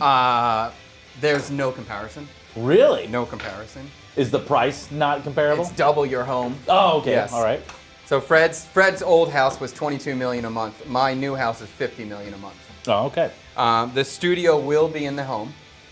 It is a glass box for the studio. It's literally like an art piece. It's attached to the home, but you have to walk through a door to get into it, a glass door. 50% of the room is just solid glass, where you can lift up the curtains or something like that. But so during the day, we can close the curtains if we're shooting live, but at nighttime, if I'm doing a private dinner, pop up the curtains. It's amazing. Is attached to the house. Attached to the house. You'll be able to cool it, or Yes. Okay. And I can also look through a thing and see Tree over there in the kitchen area and be like, get over here. Like I could see the family going on, but it's kind of fogged out glass. Okay. It's so good. And on the outside of the house, I can sell food. I have a corner lot, so I have a lot of space on the side of the street. Oh, wow. So I'm going to use it as a pop-up street food space. So dishes. Not for the Bami shop. Maybe Michael hasn't seen this yet either. I haven't talked to him about it yet. But it could be a place for the banh mi shop to start. But I don't want the banh mi shop to settle there. No. I want this to be a place that I get to sell street food on a rotating basis. So I will sell Golbi Buncha out of that location. But it may be like, so we make stuff live here with you guys, and we love it. We'll be like, okay, for the next 6 weeks, 12 weeks, it is going to be available on the street for you to come try. That's which I great. think is going to be so cool. There's a garage basement to pull in, which I'm going to turn into a prep kitchen for the street food spot. Oh, okay. You won't park your bikes down there? I can park my bike down there too. Oh, okay. Yeah. And there's an elevator. There's Ooh. so many balconies everywhere. Oh. There's so many places to grow stuff. There's so much giant glass walls everywhere. It's like, it looks like a hotel lobby. There's like, the ceiling's 50 feet high with chandelier. It's like, I can't believe we got it. I can't believe we're gonna live here. Wow. The place we live right now is already incredible and the best place I've ever lived. I think this place is the better. Really? Yes. It can't beat the view or the pool upstairs, but It can't beat the pool. It can't beat the view. But we do have a good view. We're on a corner lot. There's on the other side of the street is a park, is grass, and then there's a river there too. how many? How far away from here is it? 4 minutes. Okay, great. 4 minutes, and we have like the water is right there, so we can literally go fishing. Like kids can just go across the street and go fishing. The kids can go across the street and kick a soccer ball. Like that part is so amazing. It's there's 6 bathrooms. We have 6 bathrooms in this place. It's unbelievable. And 4 beds. It's amazing. 5 bedrooms. I can't believe it. So I'm very excited for you to come there. I'm very excited to start doing almost sober dinners. Oh. Yes, that'll be fun. And I have, even the studio's got like a little patio so I can put a grill out there so we could really just chill, have a good time. It'll be really great. I look forward to that. Tang is very excited. Tang's never seen it yet either. Semi-hammered, you say? Semi-hammered. I don't want to do semi-hammered. It depends on the day. Maybe one of the shows is going to be called Almost Sober. What's Fred's religion belief? Whatever Chad happens to be cooking that day? I don't get it. Because if I'm cooking pork, he's not going to not eat You don't pork. have any pictures of the house to share with anybody? No, video's coming out soon. Yeah, it'll come out soon. This is going to happen really quick. We're going to move in there in the next 10 days, so this will shift very, very soon. I have some roux here. I'm going to add a little bit more roux to... Somebody said you stunted on me with double my home. Okay, I'm going to save some of the roux. Somebody asked, could it be a ghost kitchen spot? What does this mean? Oh, like a delivery kitchen? This place? No, the... It could be. It's not what I'm going to use it for, though. Here we go. All right, so I'm going to take most of the roux out of here, but I want to leave some because I want to add a little bit more into the soup. I want more of this nutty flavor. The only problem is if I try to incorporate the roux directly into my hot pot, it's probably going to be clumpy. So I'm going to do this in 2 stages. How are the kids doing with their Vietnamese chef? They're okay. JD's much better. I'm excited about this one because where we are living now, there's a lot of kids playing in the grass. You know, they're playing soccer, they're doing tag or whatever, and they're all local V kids. So I think just naturally the kids are going to be forced to interact more and talk more. Okay, so this little bit of roux remaining in the pan, I'm going to add some stock to it right now, so we can get this thickened up and then add it into our main pot. All right, we'll start with a little bit. And we'll incorporate this, bring this to a boil, and then we'll add it back into our main pot.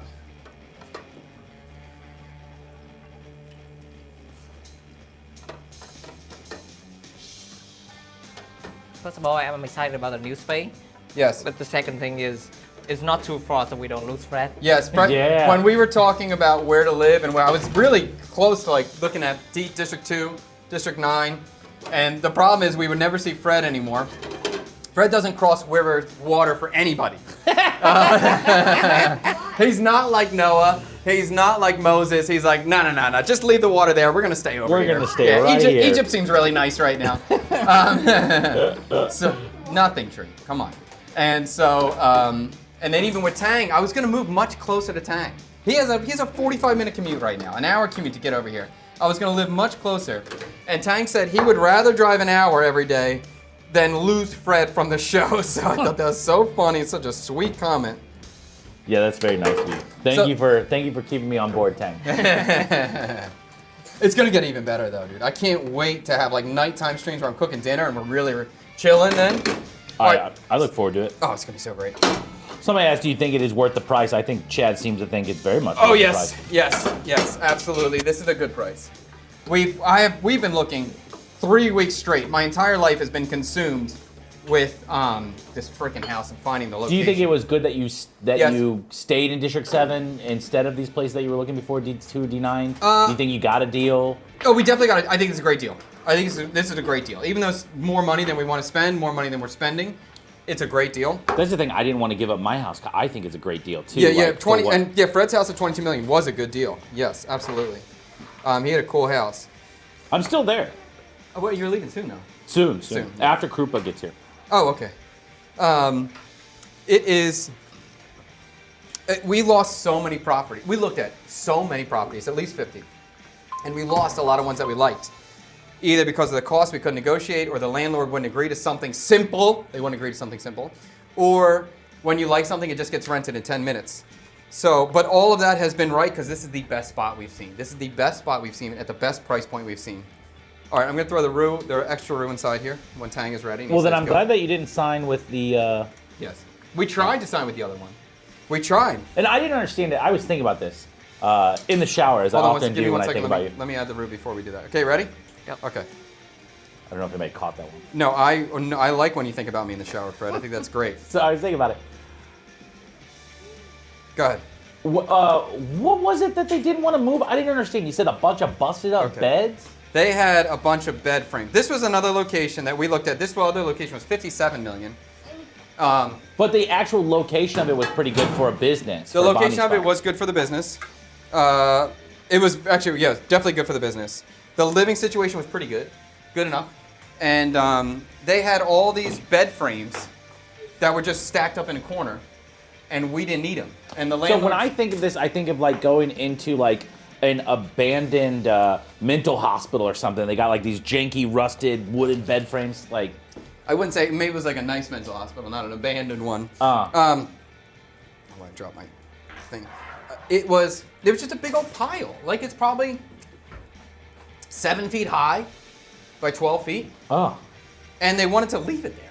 And I'm like, we're gonna be here for years. I don't want to live next to this pile of wood. right. You can find somewhere to store it, and you can have a month or 2 or 3 to figure out where you're gonna store it. That's fine. We can compromise. Or we'll sell it for you, and you can take the money. Like you don't even need to do the work. We'll do the work of selling it. They just wouldn't agree. Why do they want this so bad? I don't know. Oh. I don't know. So and honestly, it was like so good. There goes the spatula. There you go, Gavin. I You like saw it. this. Tank, can you read this comment out loud? What? Don't say the butler pantry. We have in the kitchen. There's like a closet That's not nice. that might be as big as Tang's apartment. So yes, you can. Yes. Somebody has asked, what you making? We are making a pork pecan Viet style. So now I like this with the extra roux at it. There's another level of viscosity that's beyond just a broth. It has some texture to it which is what I'm looking for. But I don't want it to be thick. I'm not looking for a stew. I just want a little body, so I'm happy about that. Someone here knows Tang so well. I miss this. I miss when you did this on your back porch with leftovers. The leftovers are coming back because the studio will be in my house, so I'm literally going to cook for probably 18 hours a day, every day, all the time. It's great. All right, let's try this thing now.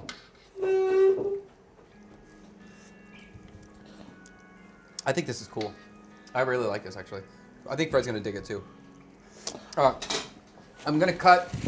When you said soup, I was like, I don't know how much food Chef's going to have. I'm going to go get something. That's all right.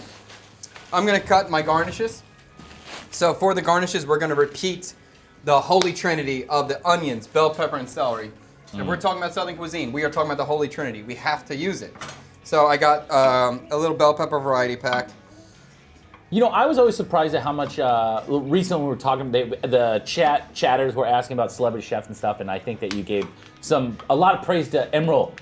And I didn't think that you would, actually. I don't know why. I guess I just didn't think that guy was much on your radar, you know. Yes. But so you grew up watching a lot of this style of food. Emerald Lagasse to me is the GOAT. Like really, in terms of a celebrity chef, if you're not mentioning Emerald, you're making a mistake. I don't know what TV cooking would be without Emerald. It'd be a whole different thing. You know, he has started up a YouTube channel recently. Really? Mm-hmm. He's awesome. And I'm so proud of him, he had a lot of hard times with the empire he built, but what he's got going now with Emerald's, the restaurant, with his son running the show, getting, I believe, 2 Michelin stars at this point. And he's a young kid. He's like 20-something. Yeah. It's amazing. I'm sure Emerald is super proud of his son. I tried to pick up one of his first cookbooks that people kind of put up like, like you need to get this cookbook, but you can't get it new, so it has to be used. I just wasn't able to get it in time. That was one of the ones I was actually going to ask you to bring back when you were in. Wait, you can't get it new? No, it's done. They don't print it anymore. Yeah, it's that old. Yeah. Oh, it's an older book. Oh. Oh, yes. Which one? This was when he was a young guy. I wonder if I have it. It might have. Maybe it wasn't Nola. I know he has one called Nola. No, it wasn't Nola. I don't have Nola. It was one of his first ones. I'd have to look it up. Look it up. I might have it. If I have it, you can have it. Okay. You have it here? No, it might be in America. Oh, okay. But I think when my parents see this new house, they're going to come back. They're going to be like, oh, maybe we'll come back 2 months. Why are there bell peppers? Because we love bell peppers. Because they're good. I like bell peppers. They're so nice. Look at the colors. Look at all the colors. How could you not like that? There we go. And we're talking about the Holy Trinity. I like this. Fart Face M. Have you been learning Vietnamese? I have. It's not my main focus at this moment. There's years ago I spent much more effort. But I continue to learn. All right, so I have my bell peppers cut. I think I'm probably just going to cut it all. Yeah, let's just cut it all. Trey, can you taste this broth and tell me if you can eat this or not, if you want to eat it? It has a little bit of spice to it, so I don't know if it's going to be something you're going to want to eat a whole bowl of. Somebody said they don't miss the army of flies in the video. I don't miss the army of flies in the video from the countryside clips. Ooh, District 7 can be brutal with the mosquitoes. I'll tell you, we got it really brutal in Binchang. Really?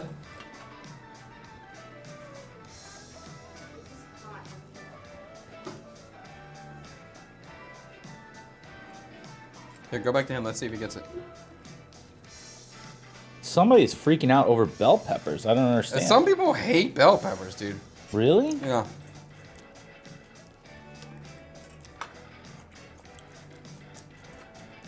Oh. You're fine. Oh, my mom was upset the other day. She wasn't in the chat, and you did not send out an Amber Alert for her. It must have been the sushi day, and I apologize. First of all, I'm sorry. I apologize. I definitely would say I was distracted. I had my whole family here and the kids. So I chimed in a little bit here and there. It was hard to just maintain composure with the 3 kids in here.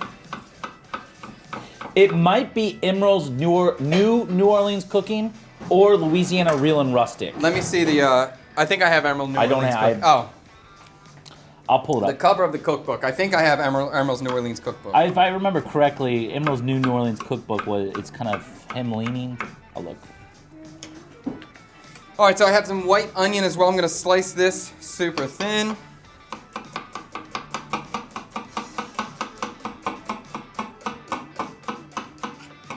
Am I forgetting anything? I don't think so. So here's the New Orleans cooking. I have that one.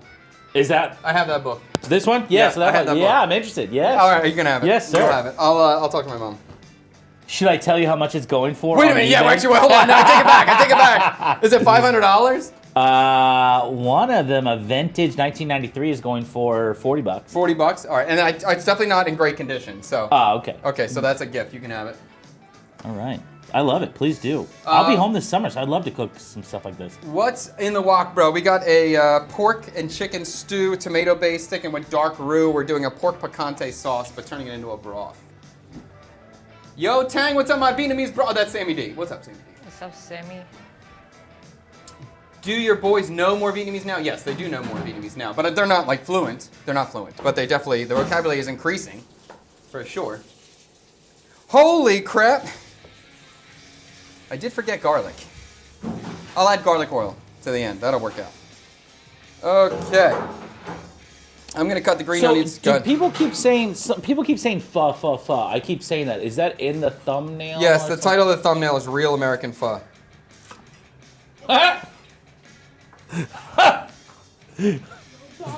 This comment makes sense here if you can read that on the. Hanoi in here. That pho has opaque color, yet it's not Thailand. Yes, you're right. This is a southern style pho, not using pho noodle. So it's completely inaccurate. But it's inspired by, it's thought of, it's in my brain as I make it. Now, It's here- got the heart and soul. Yes, go ahead. Here's a question that I think that you'd be very good at. Sorry, I didn't mean to interrupt you. Okay, you're fine. Take a look at this question. What do you think? What's the best way to go looking for a place to live in Saigon, dude? It sucks. Welcome to hell. Your best place is Chotot, C-H-O-T-O-T. It's all in Vietnamese. It's basically a Craigslist, a Vietnamese Craigslist. But it really just is super annoying. Because just get used to going to look at something and it being a different place than you thought it was. Or liking something and then it gets rented in 4 seconds after you walk in the door. It's a very annoying process. In my experience, you want to get you want to find a real estate agent that you could trust, and then so I've like the last 3 places I've lived at, I've been through the same lady. But once I find a place, I never leave. I just stay in the area. So I've been in like 4 different places in the same area that I'm in right now. The same little like cul-de-sac almost, just like a little back corner. Yeah, and so I use the same real estate lady. I'm just like, hey, I'm moving. And that way we build a relationship. She gets commission from me moving, and I can trust her. It's hard to find that person, though. We had a lot of agents who I didn't like, who just kept showing us stuff that absolutely wouldn't work. And I'm like, why are you taking us here? And I was just always pissed off. I was a bad customer, I guess, to the real estate agents because I was so annoyed. I was just like, why are you wasting our time continuously? Question for both of us: what is our favorite food/chef-related movie or TV show to watch? A while back, I really liked this movie, Dinner Rush. Yeah. It's just one night. Have you seen that one? Yeah, one time I think. Yeah, I thought that movie was great, but I think nowadays I love that movie Chef. Yeah. I think that's a great movie. It's a really real good feel-good story. And back in the day, cooking show-wise, am I allowed to say that it was Malto Mario? I course you mean, can say Mario Malto has been kicked out for what he's Listen, done, which I don't support. But, what am I? I'm the I don't know, the controversy bringer. I love Molto Mario. Mario Batali's awesome. It was so and good. that food at Molto Mario, all of his cooking is amazing. I've been to Babbo a couple times. His food was incredible. We were there together. Yes, it was Yeah. incredible. Yes. We ate. Was it us that went and did the what is it called when we just tell the Like a tasting menu, just tasting say, menu? yeah. Gosh, it's been so long. I used to be such a good eater, Yeah. going out to these cool places, and I can't even remember what a tasting menu is called. Yeah, but I don't know what because I mean now we call it like omakase because that's like Japanese is in trend right now. But I don't know what we called it when we weren't Japanese culture-ified and we were just saying let the chef do whatever he wants. It was tasting menu. Was it just a that tasting was menu? tasting menu? And We there did the was- tasting menu at. I don't think it was Eska. He had a. It was Babbo. No, we did the pasta tasting menu Yeah. at Babbo, but Now it might have Oh been yeah, my, what was the other one? Yeah, there was another spot. and I remember it being like a this appetizer plate with like 6 different appetizers on one big kind of tray with like bowls for each appetizer, and one of them was a tripe parmigiana, I think, with like that crusty, like you have to crack into it through the breadcrumb topping. It's in my mind still. I really enjoyed that. That was my first time having tripe and really loving it. Yeah, I remember that. That was a great meal. But, I don't know what it's like now, but at the time, Marmatelli was a beast, a freaking Yeah. beast. For me, I haven't seen The Bear yet. You guys are going to talk so much trash on me. I haven't seen it yet. I haven't seen. There's no real food movie that I'm like really attracted to or thinking about that I loved. I love Chef's Table. Early days Chef's Table. I don't like modern Chef's Table. I don't like it. I like early days Chef's Table. And I'm a fine dining cook through and through. It's where my heart was. It's where my heart maybe not continues to be, but we'll definitely come back to. And so I like Chef's Table when it was about fine dining, not when it's just about like cultural food people. Like that's less exciting to me. I want to see fine dining kitchens. That's what I want to see. So I like early Chef's Table a lot. Who is Justin Wilson? I don't know. Before Emerald, you got to talk about Justin Justin Wilson. Wilson, I don't know. Yeah, you got to fill us in on that. Any other food shows? Like I really do like Sonny. I really think he's producing incredible food content right now. You know, you maybe don't vibe with him energy-wise as a host. I can understand that. But the quality of the shooting that they're doing and the in-depth research that they're doing, they show you everything. Like they're in the kitchen showing you all the stuff. Their pre-game of working with the different restaurants to make sure they get the shots they need is incredible. You walk away from that show and you learned about a dish you never heard about before. So I really tremendously respect that. And right now there's another guy who's doing Chinese food on YouTube that's fantastic as well. We talked about it. Oh yeah, you brought this guy up a lot now. We talked about it before. It starts with an S. I don't know. It's a Chinese China's thing. not far. You just come do a collab. Oh man, he's cool, dude. He knows about the food. I like that a lot. Any home-style Viet dishes to cook for a 5-year-old. No limits on food for them, and recipes for a 6-month-old semi-competent cook. Heard that. I also have to include Bourdain too. Like I can't not say the Cook's Tour from Bourdain. Oh, yeah. All of his series, of course, incredible, top tier, of course. It was his books that inspired me the most, actually. Not even the shows. Yeah, that's because you're a reader. I ain't no reader. Yeah, the Cook's Tour and then Kitchen Confidential, which really, I was like, man, I don't know why I was attracted to that. I want to live this crazy life, but I did. So I have some water celery I'm picking through too. Like I had the big celery you saw me put that in the soup earlier, but I thought for the garnish in the bowl, water celery would be fun because it's common here, gives a little more Asian influence, and it does have a very similar flavor to typical Western celery, so I thought it'd be appropriate. Home style Viet dishes to cook for a 5-year-old. No limits on food for them. Recipes for a 6-month-old semi-competent cook. 5-year-old goikun, 100%. Goikun, 100%. And you maybe, depending on what your kid likes, if they like pork or they like shrimp or chicken, it could just be chicken breast. It could even be chicken nuggets, dude. It could be just put chicken nuggets in the air fryer, but put the rice paper on the table, put all the different condiments, even just like this. If you put this out, what I got here, with some chicken nuggets on there and maybe some barbecue sauce, let them roll up their own wrap with some rice noodles, let them dip, they're gonna love it. They're gonna love it. They're gonna eat more vegetables than they ate before, and you don't have to make it super Viet. You can do it with the fish sauce for you. Maybe your kid will like the fish sauce, but if they don't, give them some Caesar dressing or barbecue sauce. Who cares? Make a Russian dressing. Make any sauce that they like and let them wrap and dip. I think that's an excellent way to do it. There came in commented, he remembers when pho satay was a thing, and I remember that too. Yeah. Are we voting today? Was wondering if vegetarian dish was possible. No, we already have a super chat for Friday, so on Friday we'll vote for Monday. We've had some big super chats taking over the stream, which thank you so much. Appreciate that, but we're big. Okay, let's move forward. What Okay. are you having? The What? garnish. What? Can I What are talk you about having? it? Yeah. So I have the tricolored bell pepper, red, yellow, and orange. I once got these really thin. Part of me is thinking bean sprout, right? So we're at pho kind of territory. Bean sprout texture, thin. Super thinly sliced onion, again, pho. Green onion, again, pho. I have water celery, which we're gonna see all the time in northern style soups, not necessarily pho, but we're gonna see that celery flavor in the pork piquant, so it all makes sense to me. And then I have some celery leaves, which we can garnish with as well. So we should have, I think, a pretty damn solid thing. I really like this. I really like how this is coming together. I'm gonna top it with some of that crispy pork fat, and we're gonna top it with some fried garlic too. So we'll have some flavor bombs at the end. This kind of thing. Oh, I also have some pickled chili too. I forgot I brought some pickled chili from the house. Oh yeah. Yes, so even I taste this right now and I think it's good. I think it's flavorful. We're about to hit it with extra pounds of flavor on the top at the end. Lashings? A lashing of flavor. Get the lashing of flavor in there. Yeah, we're gonna get a few lashings on this bad boy. And we're there too. So I'm gonna heat up some water. We're gonna blanch our noodles, blanch the vegetable, and we're gonna start assembling bowls. And unless I'm so distracted I completely forgot about something. Chad, will you have more kids or are you done? I will have as many children as my wife will bestow upon me. I would love to have an army. I'm a lunatic. I would have 100 kids if I could. I'm a lunatic. My wife is done though. She will not give me any more babies. I'm very upset about it. We're visiting Saigon later in the year. Any recommendations on day trips we can visit, or should we stay in Saigon? I have something to add to this when you're done. It depends how many days are here. Like if you're here for less than a week, I would just stay in Saigon. But if you got a week or a little bit more, a day trip. I don't know if the Mekong is worth it.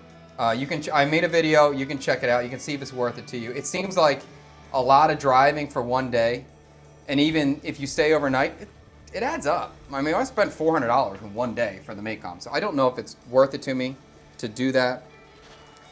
I like Moinea a lot, but again, it's a little bit too long for a day trip. It's a 3-hour drive there. It's the same as the Mekong, but I really would want to stay overnight, at least one night if I would go to Moinea. So I don't really have a day trip I would give to you. Let me, you say something, maybe I can think of something. So the two big ones that you would do is Kuchi and Mekong. Yeah. Like Chad's saying, Mekong is not really worth it. I've been to Kuchi multiple times. I don't find it even really that interesting. I don't like the information that they provide. It feels a bit stale. And I honestly, I don't want to take my vacation and go somewhere where people have died and kind of, I don't know, do that sort of thing. Even though the history is interesting there. But if you do decide that you want to do that, my recommendation is spending a little bit of money and going with, there's a company called Les Reeves, and they do speedboats. And you could do a speedboat tour to the Kuchi, or you can do it to the Mekong. There was another one that I used to work with, and I don't know if they survived the pandemic or not. It was Fish Eye Travel. Oh, yeah, I know that one. Fish Eye. Wide, yeah. So the speedboats are a bit more expensive, but I recommend it. I would recommend those day trips if you're doing a speedboat, because I feel like the time it takes on your trip to be in a bus for like 4 hours, then 8 hours round trip, it just sucks the life out of you, man. And it just, even if you had a good experience, it's just not worth that giant ride in a bus. Yeah, I think Kuchi might be worth it in my opinion one time. It's an interesting thing, especially if it's your first time here. I can understand the cultural. Would you pay to shoot the guns? No, it's not worth that. But what if you're not from America where you can't shoot guns? If you've never experienced a gun in any way and it's actually some sort of goal for your interest and you, okay, fine, you're gonna spend a lot of money really quickly. Really. I remember it was like $1 a bullet before. I think that's what I saw before. And on some of these semi-automatic or automatic guns, you're gonna spend $20 in like 15 seconds. Yeah. So, but if you never shot a gun, I understand that was great. Yeah. If you never shot a gun before, maybe that's maybe that's worth it. Yeah, we're Americans. It's part of our heritage. Yes. When we come out, we have the gun in hand. It comes with us. A small one. A small, yeah. I guess like I wouldn't say the day trip. Kuchi would be the only thing I would think that's worth driving 2 hours and back. The speedboat's a great idea too. I would just do a tour. Like Back of the Way Tours, Fred's company, is great. Like top tier. It's fantastic. It's a fantastic food experience. You can do a tour with me as well. I don't have as much availability, so that's an issue. And there's another one called Jackfruit Adventure where you ride a bicycle, not a motorbike, but a bicycle. That's a nice thing too. It's like a 4-hour thing. Ride the bikes through the city. That's cool. Cayman asked if rents are going up quickly. He said that there's guys in Nang saying double-digit percentage increases. I think that's more so Da Nang than it is Saigon. Because of the popularity it's getting? Yeah, I think it's the influencer hype. It's kind of building up to Nang. So we're not voting today. He mentioned that earlier. Somebody said, Yan can cook. Chefs talk about him quite Yan Cook was top tier. No, I haven't really heard you talk about Alton Brown. What do you think about Alton Alton's Brown? great. Fantastic. And he's making YouTube videos again. Or not, he's making YouTube videos Yeah, now. he's killing it right away, too. He is crushing and it's his own different style than Yeah. what everybody else is doing. I really appreciate that. Yeah. Alton, Good Eats is top tier content. top tier. Have you seen the movie where the chef chokes the chickens? This is Love Pho. This is Love Pho 69. Yes, you got to get the whole name right so we can understand his comments. These are more so, Love Pho 69 comments are more for you to read privately and enjoy to yourself and have a little chuckle. We have somebody losing their mind over your red Zeppy. Do you still side with Zevin knowing he stabbed employees? What is stabbed? He didn't. I actually, after watching your video, I didn't know much about it. Yeah. And I was reading all the comments of people losing their minds, right? Yes. And so I was like, well, I don't know. So I had Claude summarize for me what's going on. Because somebody wrote that they got out and went behind the restaurant and got in a circle, and everybody punched and kicked the guy in the center of the circle. And I was like, what? I was like, what are you talking about? So I looked to see if that was true. That's not true at all. So now there's a lot of stuff flying around that may or may not have happened. And it didn't happen according to AI. That piece of information sounds absurd to me. It is. But to clarify, to answer your question, I don't support physical abuse. Okay, it's not supported in any way in there. I do still support Rene Redzepi. Like I don't want the legacy of Rene and Noma to end in this way. As far as I understand, all of this behavior was old. It's not current day trending. Yeah, I do want to. I was going to make a whole video kind of breaking this down, my viewpoints on this, because it is a big conversation, and it's not really about Rene. This is just kitchen. This is the reality of life in a kitchen. It's not you can point the finger at Rene right now, but this is happening everywhere, all the time, and has been happening for decades. And I don't really see an end to it. I don't. The physical. No, you can't do this. You can't physically hurt people. But in terms of the mental stress and the mental abuse, I don't see it ending. I don't know how it's going to end. I don't see any way out in this current situation. Yeah, there was more I wanted to say. I kind of lost my track there. You know, I thought one thing that was missing from your video was that you were talking about Redzepi, his new venture that he's doing, and his cooks are able to bring their family and all of that. And I think that you kind of didn't point that out in the video, that you were trying to, that you were happy to see that sort of thing, because it isn't something that's common. No, it's incredible. In the kitchen. Because, I mean, margins are so tight, right? How can you afford to take care of people like that? Yeah, it's like I don't know why Rene is going to get punished for what happened years ago. I understand, in that time period, if somebody got hit, you can call the police. You call the police, or Rene should get fined for that period of time. But the people that are working there right now are choosing to work there. They want to work for the guy. I don't understand. If there was a whole thing about a circle beatdown, that's pretty intense. Well, and then I understand that he was mean to stages and things like that. And I think the thing that wasn't his sous chef the one that was bringing up these allegations, right? I don't know. Either way, if you are working at this restaurant, you're not a beggar. You're a chooser. Yes, 100%. You could be working really anywhere you want if you made it to this kitchen. Yeah. Even if you are a stage, they saw something in you that you can keep up. I staged at Alinea where Chad was, and I didn't make the cut. They didn't let me come back. Mm-hmm. Although I was messed up that day because Chad went missing. So I will I did get in a car accident that day. So. I'll blame my performance on that, my missing friend. I was so out of my element. But yeah, so I mean, I don't know. It's tough to say, but obviously nobody supports beating on people. That's wrong. Yes. And I think you made that very clear. Just people just don't want to hear it. No, I don't think it was very clear. There's another video is needed to clarify the point, because it's a big conversation. It's really about kitchens. It's not about Rene. It's about kitchen culture, and this has been happening, continues to happen, and it's just also about young men. Young men have high egos, high anger, and that comes out. When we're talking about, Gordon Ramsay was exactly the same. I think Gordon was way worse than Rene.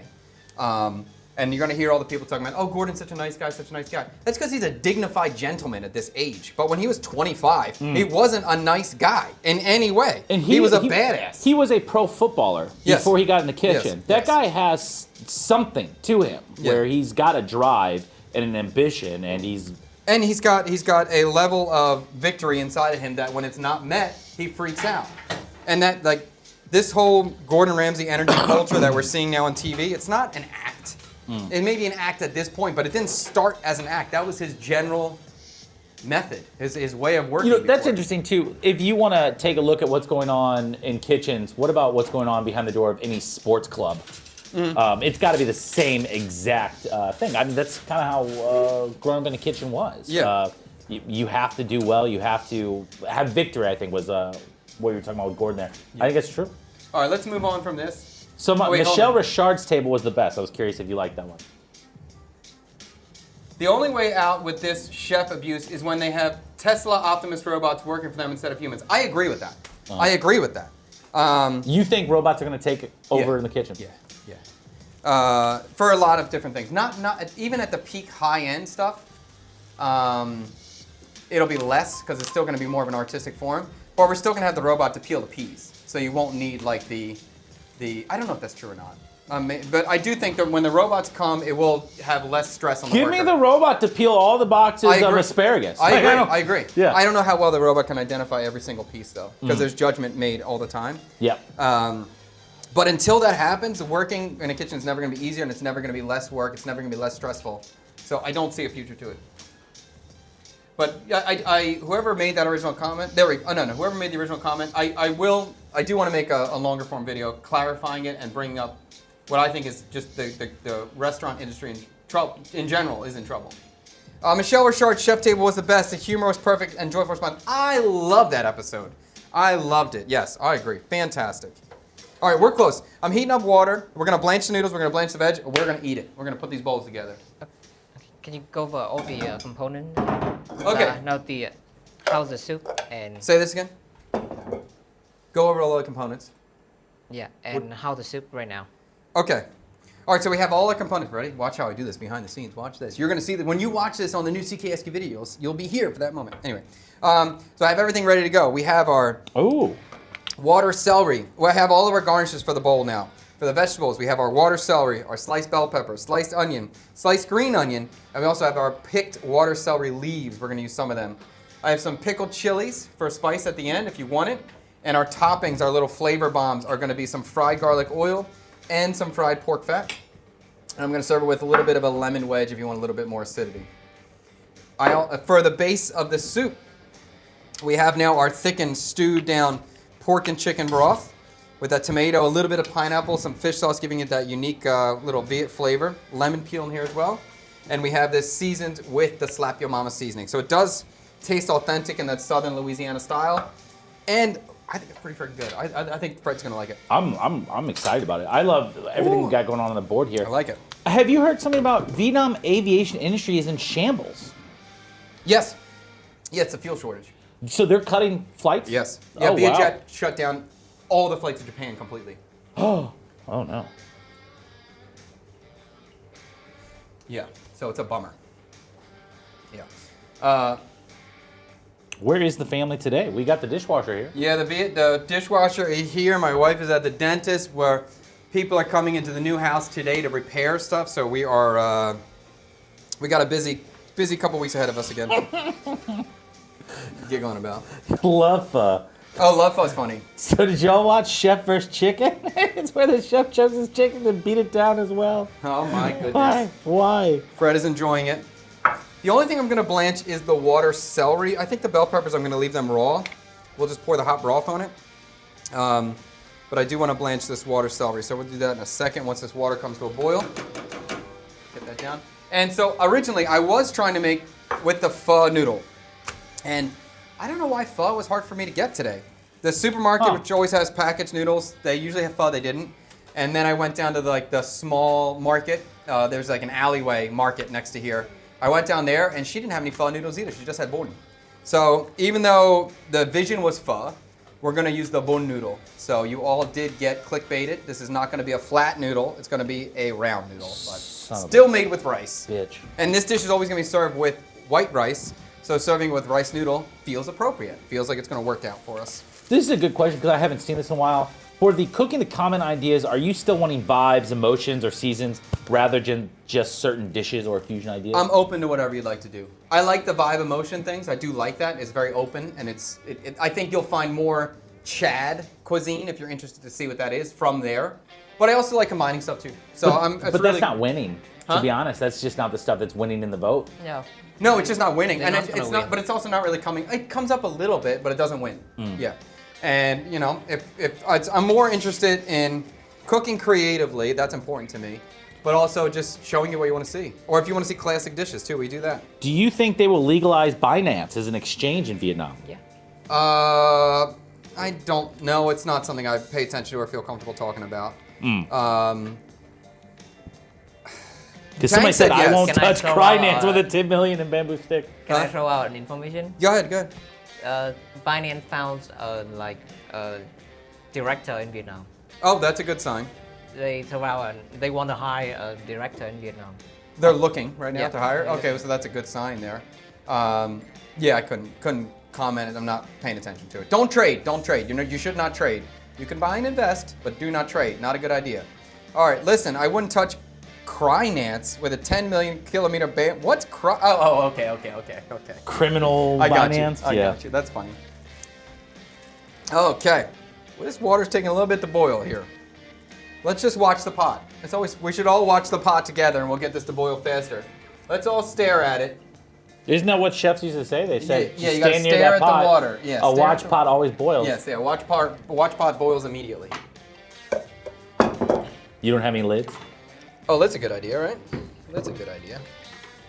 Okay, let's lid it up, fine. See, I've seen you've been using this Slap Your Mama seasoning. Have you ever seen that guy's YouTube?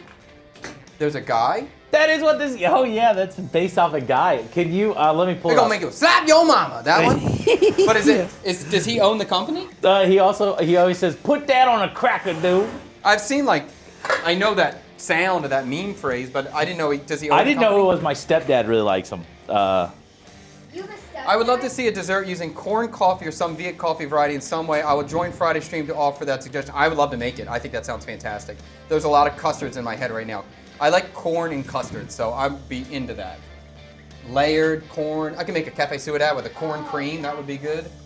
I love your version of it's raw and not too refined, but you seem to be great at interacting with viewers and answer most comments. Most channels don't do this. Thank you, Laura. I appreciate that. Thank you. I try very hard. But actually, I like it. I think I'm getting better and better at it all the time. So I'm enjoying it, and I can't wait to do it more. And the new studio is going to be so good. Study shows that more ingredients you put in your food can enhance the stomach gut to make you produce more gas. Who's King of Lamb? More gas, meaning the more ingredients, the more you fart will blast out. It's a good sign. I have been eating a lot of black beans this week because I've been on Bean Talk, and I've been trying to increase the fiber. And this morning when I woke up and I saw Tree, what happened there, young man? You farted. I twice. dropped an explosion on his head this morning, and he was shocked by the power that I created. I was wrong about the Slap Your Mama seasoning. Maybe Oh. this guy just uses it a lot. Oh, okay. How is that banh mi? There's a banh mi to near where I grew up in LA, and it's still there after 30 years. Oh, I think I'm in the middle of a conversation there. I love the chat, just chatting. That's great. Did you all had bro or sis growing up? I had a brother. Dale Cracker is the dude I'm thinking. I don't exactly have a special style or spot for you. My mitha is known for its holteu, which has dried squid and shrimp in its broth and special in that way. Yes, but also you can get holteu mitha in Saigon. And maybe it's not authentic, maybe it's not the best bowl, but it's pretty good bowl. It's pretty close. So, is it worth someone driving 2 hours? I don't think so. Do you have interest in joining up with other creators like Josh Weissman and Andy Cooks, Esther, etc.? I don't know how it works, but it does seem sweet to see their followers introduced. Absolutely, I got no problem. I got a studio space, baby. People can come anytime. I can cook for them or they can cook. I'm open to anything. The problem is, I just suck at talking to people. I'm good at talking right here, but if you're trying to message me, I don't know. I'm just super focused on I'm what his I'm doing best buddy. every He day. doesn't even message me Right, back, man. I love that man over there. My I do. daughter was in the hospital, just crickets. But no, that's not true. When his daughter was in the hospital, he got extra attention. Oh, but that's sweet. But Fred will tell you, I'm fucking annoying. I'm annoying. So absolutely, I'm super open to it. But the best situation is just going to be email my wife or email Michael or email Fred. And Fred will just tell you, go, fine. I don't even need a plan. I'm perfectly happy if Esther or Andy Cook just walks in right now, no problem. But yeah, I can't think of anyone who I don't want to come or I'd be like, no, dude. If you got good energy, I'm in. Yeah. You got even, no problem. I'm super open to it. I'll try to think of somebody you don't want to cook with. Good. Would you cook with Gray Atkins even though we let you Yeah, go? I love Gray Atkins. I always love Gray Atkins. Here's a great example, right? I'm defending Rene Redzepi. I respect Rene Redzepi. Gray Atkins, I worked for Gray Atkins. He's an asshole, and he fired me. But I love him. I deeply respect him. I think he's incredible. I think he's top tier, one of the best. And I would absolutely cook for him anytime. And I would just be terrified. I would be fucking terrified. I would be so scared. You know, Chef was, in his youth, even more stronger of an ego than he has today. Yes. And his point of view on food wasn't as broad as it is now. I think that he has a much better... he's always been a great cook, but I think that his acceptance of different types of cuisine or cooks is much better these days. It was very important for me to be right, and I thought I knew what right was. But now I realize there is no right. But I'm sorry, go ahead. Yeah, so one of the sous chefs at Chad, I think they're trying to set him up a little bit, and they were asking Chad, Chad, what do you think about diners? Yeah. And I think they knew how Chad was going to respond No, that was to Grant this. Atkins. Was it Grant that was asked Grant, you that? Yeah. yes. And then what was your reply to that? I just talked down on it. I just thought it wasn't real cooking. I didn't like it. I thought it was just low. It was below me. You know, I was too good for it. That was my thought. And what was Grant's response? Grant's parents owned a diner. He grew up in a diner, worked at a diner for many years. So, yeah, that was a little bit of a situation. But I will say, Grant, I'm a kid, right? I'm 20. And we were peeling carrots. And Grant thought that, or Chef Atkins thought that he was going to be faster than me at peeling carrots. So we had a peeling carrot race, and I won. Oh, hey, that's pretty cool. Because I like the Y-shaped peelers. I think this is the best peeler. And he was arguing about the straight peelers were faster. And I got it. He said the straight peelers were fast because you go back and forth. Yeah, I don't know if it was the back and forth, but he just liked the arm, the angle. I'm going to blanch the water celery now. The water's up. All right, so this is going in. Can I do it? Okay, I'm doing it. Blanching these just for a second. You should tell him the knife story. We got to save some stories. No, those are the best stories. that that has to be a short. At Alenia? Yeah. Yeah, okay. Really Actually, whoever that kid was, I don't even remember his name. I don't want him here. I don't welcome him. There you go. You found somebody. There's one guy I don't want here. I don't know his name. But he actually went on to work with Curtis Duffy for many years. Did he? At Yes. Grace was the Yes. restaurant? Did his restaurant survive COVID or?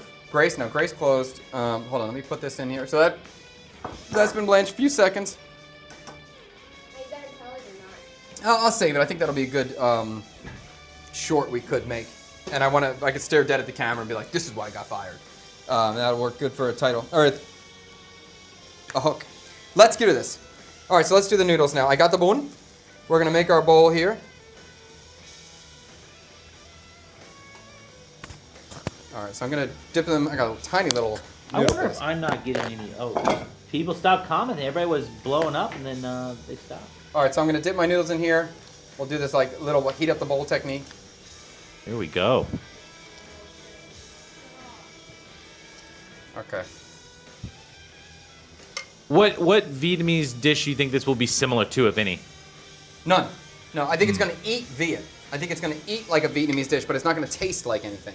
So what's it gonna be similar to? It's gonna be similar to, I mean, the idea was pho. But it's probably gonna be more similar to like a bún can northern style, even though there's no fish in it. I'm gonna blanch the bell pepper just for a few seconds in here. The new spot coming along. I guess maybe he's talking about the banh mi shop, which. Yeah, or maybe they're just coming in. Yes, we did. We just signed a contract yesterday. But not for the banh mi shop. Not right? for the banh mi shop, but the banh mi shop can start there. It can be a place for the banh mi shop to start, which would be super exciting. We really need Mikey. Mikey's here. babysitting my kids right now. Oh, is he? Yeah. Where's All right. Twee? Yeah, Twee's at the dentist. Okay. Okay, so onions are gonna go down in the bowl. All right, we're gonna put this together right now. So I'm gonna try to get a half a piece of that pork, and we're gonna get some of the pineapple and some of the chicken going in here too. What are the pros of blanching vegetables prior to eating them? Some of them just they won't cook completely in the hot liquid, so you need to blanch it just to start the cooking process. So I'm gonna do some of the water celery. If you couldn't get fresh pho noodles, you couldn't just use dry pho? I could, but I do prefer fresh, and I didn't want to go through the cooking and straining of the dry. I think sometimes the dry has a interesting different. texture. It's a and I different like- texture. It's not the same. It's definitely different. And I don't think it's bad. No, it's not bad at all. It's just Yeah. different. It has a firmer texture. And honestly, for this particular situation, dry pho noodle maybe would have worked better than the fresh pho because the fresh pho is so delicate. And now this is kind of getting hardy. So anytime I have a hardy thing, the fresh pho noodle tends to not hold up so well to it because it's too delicate.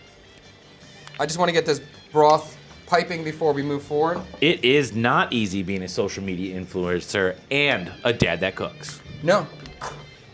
But it's not that hard either. It's pretty damn good life. I'm impressed with how much you actually cook at home too. You don't All get the home time. and you're like, Twee, come on. No, all the time. I always have bread. I always make bread in my house. I always make bagels in my house. We do not buy bread anymore ever.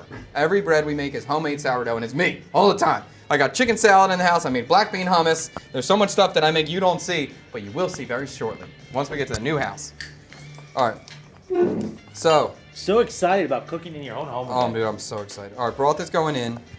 I think I can probably go a little bit lighter on the broth because it's thicker, and I don't have a lot, so I don't want to use it all. Green onions.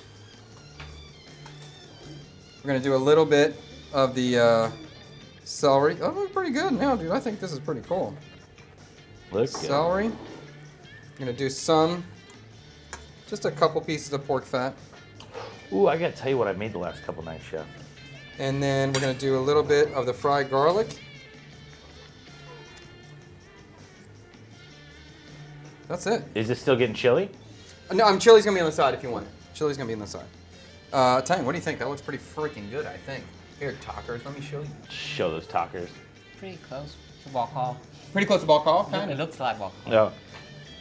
What about Rachel Ray, Chef? Would you invite Rachel Ray to Hell come yeah, in? I'd invite and eat Rachel this? Ray to come. Hell yeah, hell yeah. Jeff, Yeah, Jeff say bell pepper going in. bell peppers are going in. Okay. Is that all you need it? Say that again. Okay, we're putting the bell peppers in. Okay. Bell peppers are going in. Tang needs whatever he needs. That's all I need. Okay. Just so you all know, Tang is the most important person here. He's more important than the chat. We need to get him his shots and his voiceover that he needs. The absolute gas Chad is putting on these air fryer bagels. If they don't They're beat so out good! an authentic Montreal bagel, They're so I'll good. be disappointed. I don't know what an authentic Montreal bagel is. They're Whoa! Pretty cool. I can't see it from over there, so I didn't know what was gonna hit this table, but wow, that looks great. Yeah, it's pretty cool. You know what reminds me of my first bowl of gumbo? You know my first bowl of gumbo was in New York? Oh, really? Yeah, remember when I worked at that country club in New York? Yes. All the cooks yes. in there were from Louisiana. Yes. They were all from a school in Louisiana. Nichols State, I think, is the school they went to. And so there was actually a bar they went to. It was a Louisiana bar. They had really good gumbo. So I'm gonna give you some chilies and some lemon in a second. Oh, don't bite? You can go for it. I'm just Okay. just give you. Should I eat this with a spoon, too? Yeah, you definitely need a spoon. Oh. Yeah, and if you want, you can just add the vinegar from the chilies or add the chili. The vinegar is gonna have some spice to it too. It's up to you.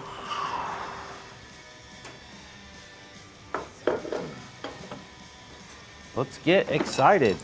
Now that we're looking at this though, it does kind of look ball call like.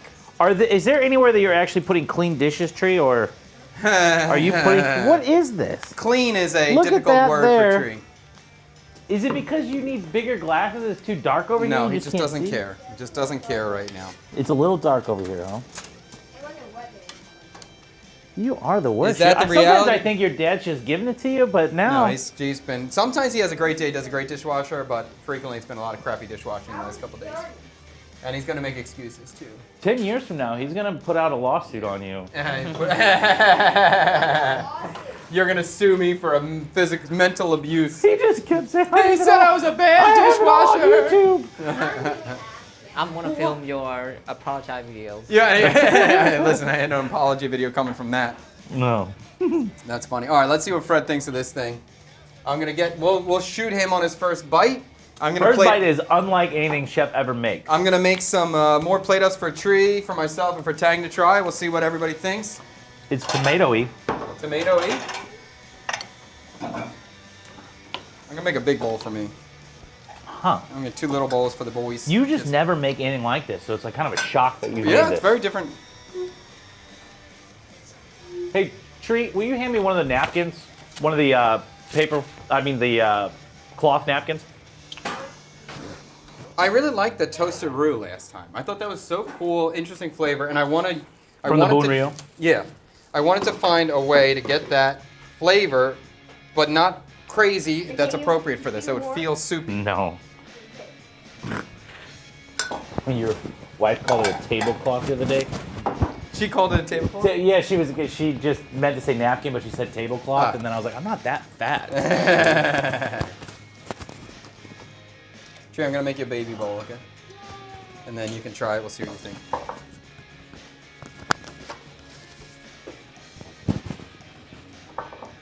This was somebody paid for you to make this, right? Yes. Okay. Who is it? Are they in here? No, I haven't seen it today yet. This reminds me of something else you've made.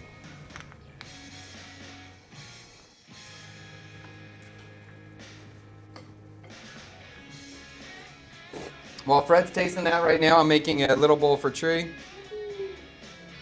I got my scorecards out. You got your scorecard out.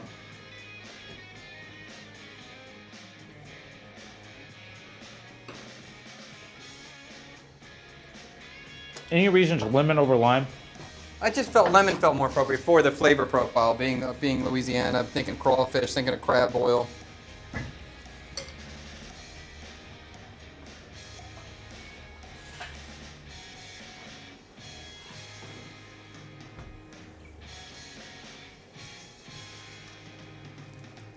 So what we're gonna do is we're gonna let Fred eat it. We're gonna let everybody taste it before we give full like comments and review it with numbers and everything. I try to let everyone taste it on their own accord without getting affected by somebody else's rating. So Fred's gonna taste, Hold off. maybe give some opinion, but keep his numbers and verdict to himself. All right, here's a bowl for Tree. We'll throw a Tree over here. My initial opinion is I don't know what to think. You I don't really know don't know what what to to think. Tang, I'm gonna plate up the next dish for us. Okay, you want to B-roll shots over here? What am I doing? Okay. Okay. Is this? Do you want me to move shit? Is this okay for you? Yeah. Okay. Okay. And I'm gonna make you a baby bowl, Tang. Okay. Yeah. I actually feel like this being on noodle might be a swing and a miss. Really? I think I Interesting. might like this 10 times more if it was on rice. Oh, interesting. Uh-oh. Because of the way the broth Clings? Yeah. Interesting. Okay. Maybe the pho noodle would have been better too, or maybe not. Maybe just rice was the way. Or maybe I needed to make the broth. Well, let's see. I'm gonna let Yeah. him think his things, but maybe I should have made the broth thinner. But I'm open. Let's find out. If you want more veg or something, let me know.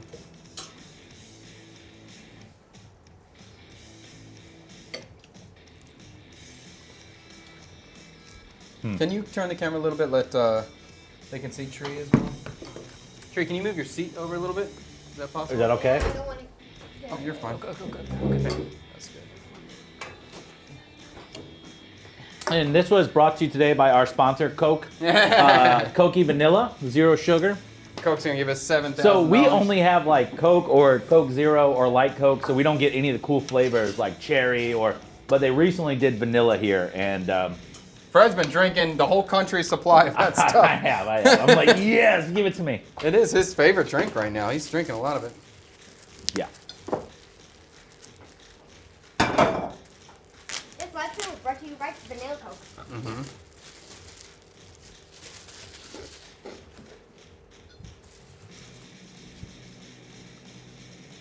There is no soup on the noodle. No soup on the noodle. What are you talking about? Yeah. Oh, look at this. I take it Did out. I see that Jade gave a 1 on the last stream? I She did gave not. it 2. She gave it 2. A 2. Mm-hmm. Oh, what was it? The oyster roll. And then she changed her vote to a 6 after she tried the second piece. Oh. But she did give it 2. She just saw that she heard her daddy. And No, she said the white mushy thing is gross. Yeah, so we were like, it was the one time we were like, oh my God, Fred would be so excited. Mm. Okay, I'm just heating up my bowls. We're letting those guys try. Tree, you have any comments on it? I just like it a lot. You like it a lot? Okay, cool. Of all the dishes Chad has made, in his version, what is your most memorable dish that you'd like to ask Chad to make it again? Chad has a banh mi that is actually Mikey's favorite banh mi. I really like when he makes. The first time I had it, I really loved it. Last time it didn't hit for me as quite as well, so I'd really love to eat that first version of that again. I'm excited for them to open the restaurant again. That eel sandwich always comes to mind, but it might be That was the eel po' boy. the eel. Was that the first one? Was an eel po' boy? Yes, po' boy. Man, there's been so many. The Boombah Hoi ravioli, but then after he did that pho soup dumpling, it might be the pho soup dumpling that I would like to have again. But that was more recent, but that was so good. It makes me sad I'm never going to get to eat that again. And the Buncha Galbi. Those are, I mean, that's my top right there. Probably my top 5 there. Maybe that pho soup dumpling might be on top right now. That's a great question. And yeah, I am sad I'm never going to have that again. So. And actually, Fred is the best person in the world to answer that question. He's eaten more of this food than anyone else Yeah. on the planet. Maybe Tree. Tree's had a lot of it too. Oh. I agree with Fred on that question. I'm sad. Is it the pho soup dumpling is the one you're thinking about the most? Dumpling. All right, that's a Tang bowl. I'm going to get my bowl here. Which one do I wish I didn't eat? None. OG's right. I need a dish of Coke. I can't. It's an addiction. It's a problem. And you could like understand that even if, you know, sometimes we don't have a dish that hits, that's a 10 or a banger. But there's still always just the lesson of learning and the curiosity of tasting this thing because we're trying something new every time. So there's always, even if the dish isn't a banger, it's usually still interesting and something is learned from it. Cherry Coke tastes like cough syrup. What? Somebody said cherry Coke tastes like cough syrup. Yep, right there. It's just Laura. garbage. But then there's some defense. There's some defense for the cherry Coke. Dr. Pepper is good. Dr. P. How do you feel about Dr. P? Chef? I like Dr. Pepper. I would love to have one.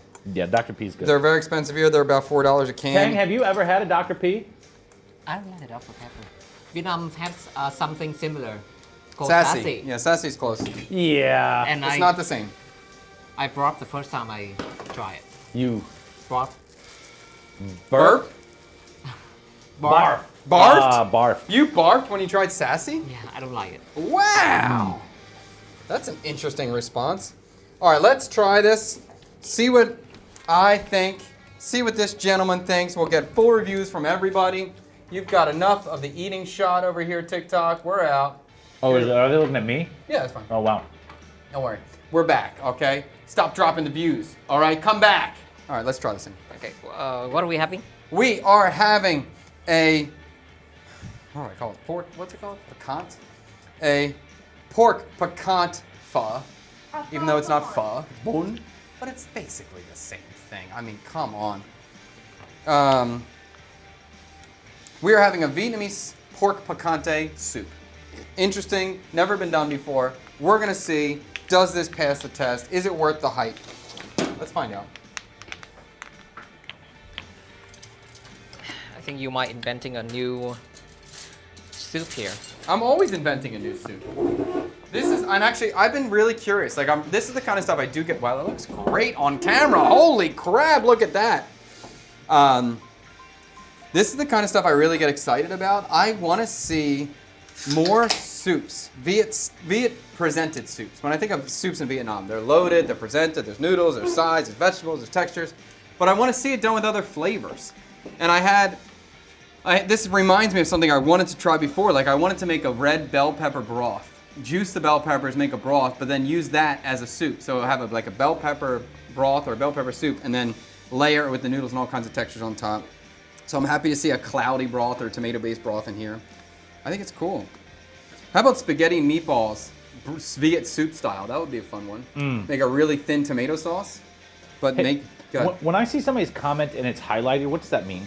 Highlight that's already been clicked on Like potentially. Gabagoon has done where's Michael? But their comment is like highlighted in a color so it stands out. Oh, it's because they're like a super chatter. They're at a certain level on the YouTube stream. Oh, okay. Yeah. Yeah, so when you see one of those, you can make sure you read that one Yeah, out. member. Yeah, Gabagoon, don't worry, we're gonna get it. Don't worry, Gabagoon, we're gonna find him. Where's Michael? Michael has been adjusting to his life in Vietnam.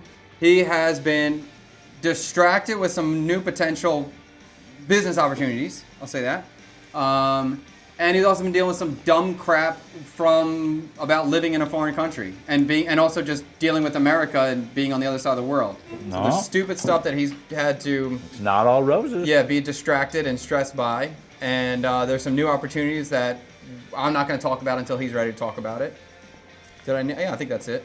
Yeah, so he's a new man making a new life here. So there's crap you got to organize and restructure your whole life and living in a foreign country, and he's dealing with it, and it's annoying and sometimes it doesn't go right. It sucks. Can you move Remember this one, Chad? Look at this one up on the screen. Go. Ooh, the pork cheesesteak. Yeah, I know about that. Do you Oh, remember man, that one? Yeah, that I was do. a With banger. you did the Yes. 10-0. Yes. Yeah, Yes, that was really a good. banger. That was Yeah. so good. That was That's good. why I'm so excited about this house, because I get to I can make this stuff and then I could serve it for a couple weeks. Mm. And I can build a prep kitchen in the basement, and then I can have 2 or 3 staff that I just hire, and then we work with it. We make it happen. Like that'll be so cool. Okay. Can I eat this yet? Eat it. All right, good. Let's eat it. I'm curious to see where you're gonna go with this. I like. Ooh, that chili is good. That's a good chili right there. So how do we eat this? It's a bowl of soup, Vietnamese man. I think you know how to eat soup. I'm gonna eat it with a fork. You can eat it. Don't eat it with a fork. My God. You do have. And you maybe you want lemon in there. Maybe you want the chili. All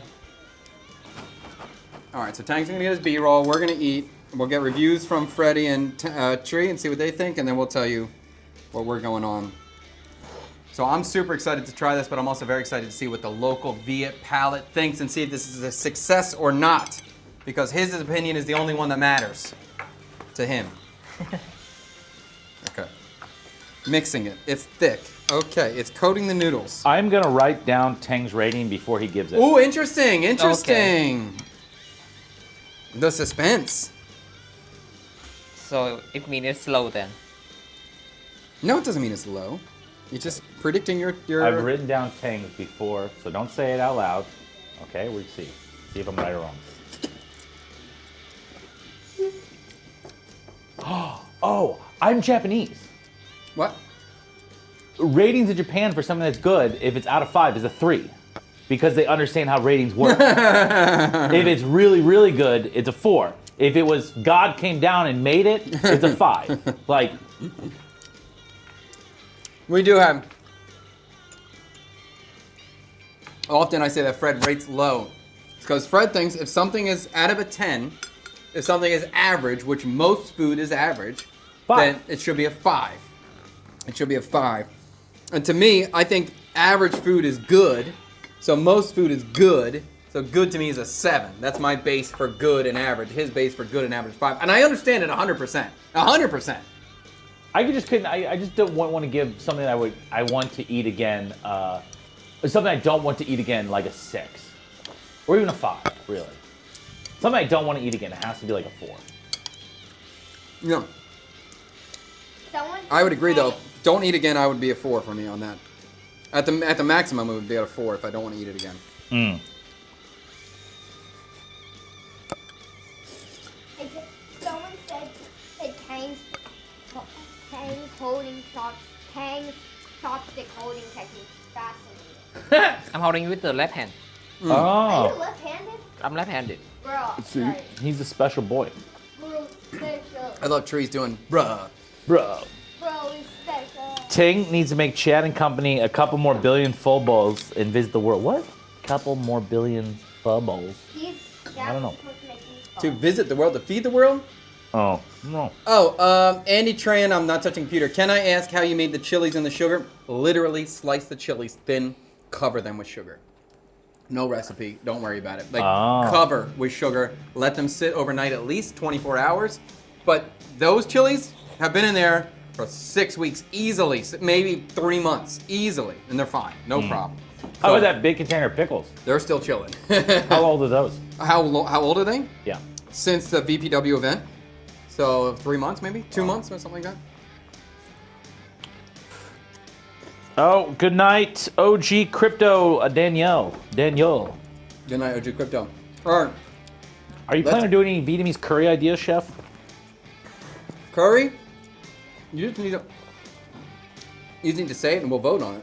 But let's get Fred and Tree's opinion on this. Let's get a number from you guys. This is a very, very hard one to rate for me because I don't enjoy it. Wow. I don't enjoy it. I think it is below chef's cooking ability, if you will. The tomato, it's too strong tomato. It's very one note. It's like kind of like a low flavored tomato soup to me. I think maybe the original dish is maybe cooked for a long time, and there's probably a lot of like complex, deep flavors going on there. I think that this didn't really hit that. And then when chef went to brighten things up with like the pineapple or the vegetable, I mean, it's good, and that stuff is necessary. And that's where chef like saves something that where like a typical cook might just put like that pork stew over something and then just call it a day. Chef is added things to it to make it better than it would be, and it did. I would have liked the pineapples in smaller chunks, chef, to get it more, because I feel like it needs more of it, right? To me. Hard, man, it's hard to rate you, chef.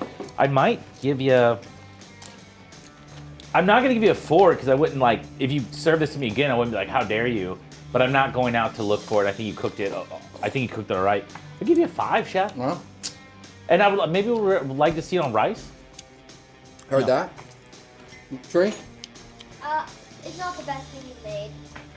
Okay. I'm with Fred. I don't really enjoy it too much. I thought you just said I like it a lot. Nice. Right? Yeah, Yeah, you did. you did say it. Did you say you liked it a lot? Yeah. I don't know what you said. I didn't hear you, buddy. I can't defend your own words. Are you getting swayed by what Fred said? No. Okay, good. I am very. Well, I guess that was before, but that was my first bite. Now that I've tasted it, it's not really the best thing you made. It's not my favorite thing you've made. And I agree with Fred on this. It would be way better on rice. Okay. So, You got a number? 6.5. 6.5 from Tree. 6.5. A 5 for Fred out of 10, by the way. Okay. Yeah, so I put it right down the middle because you did. Yeah. It's edible. It's okay. You know, it's just. No, I just want to make sure people don't know it's not out of 5. Uh. Let's hear the Viet palate, and let's see what this young man thinks. Switch the camera. Here, let me turn down. It's too hard to rate. Yeah. Oh, they're pumped. Here it comes. F you, Fred. I'll tell you what. If this was almost sober cooking series, yeah, there'd be a lot of F-bombs dropping.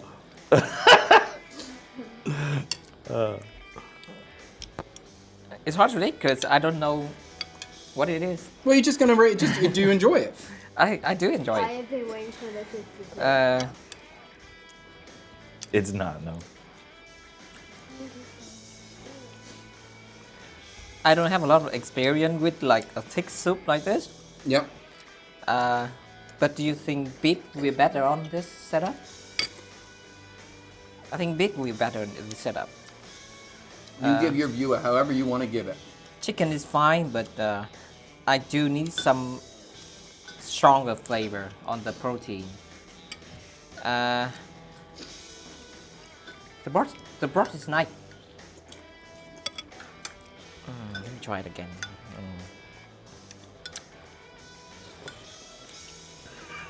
It's a curry vibe a little bit with more acidity. Curry vibe. Yeah, with more acidity. Mm-hmm.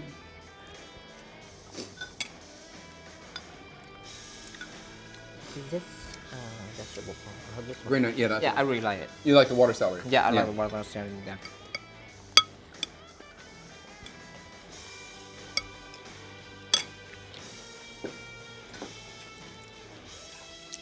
We need a number, young man.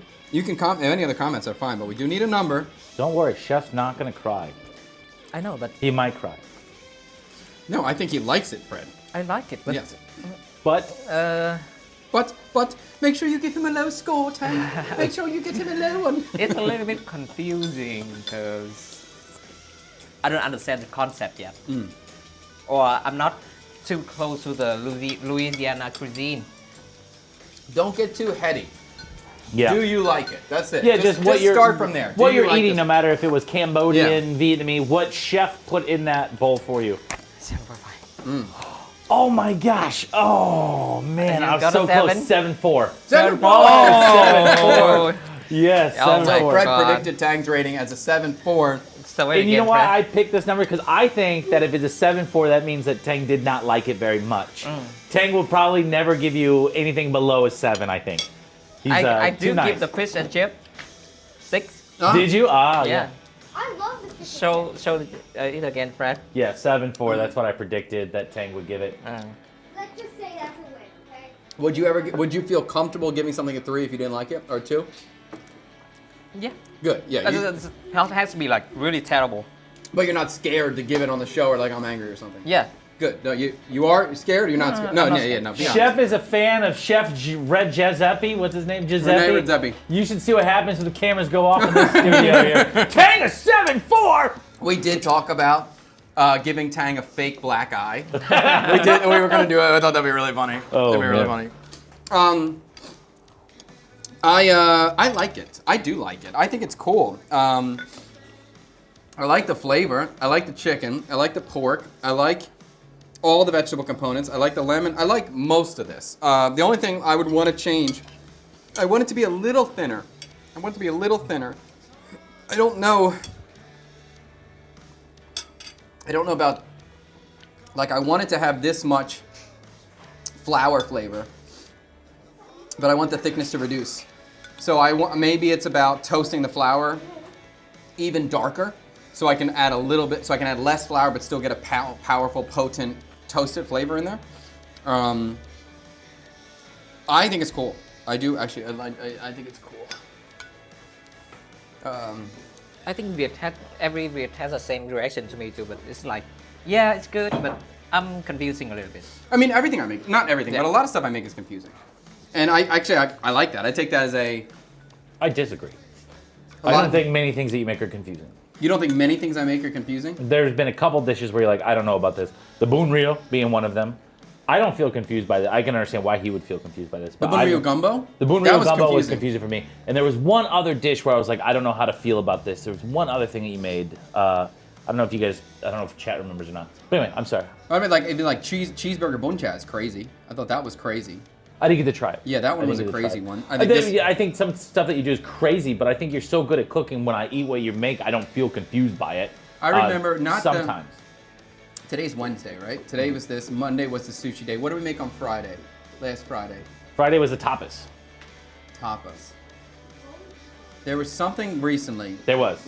that I was like, this is a weird one. Like, you really had. Oh, we just posted it. The bánh xèo. Maybe it was the cheeseburger one.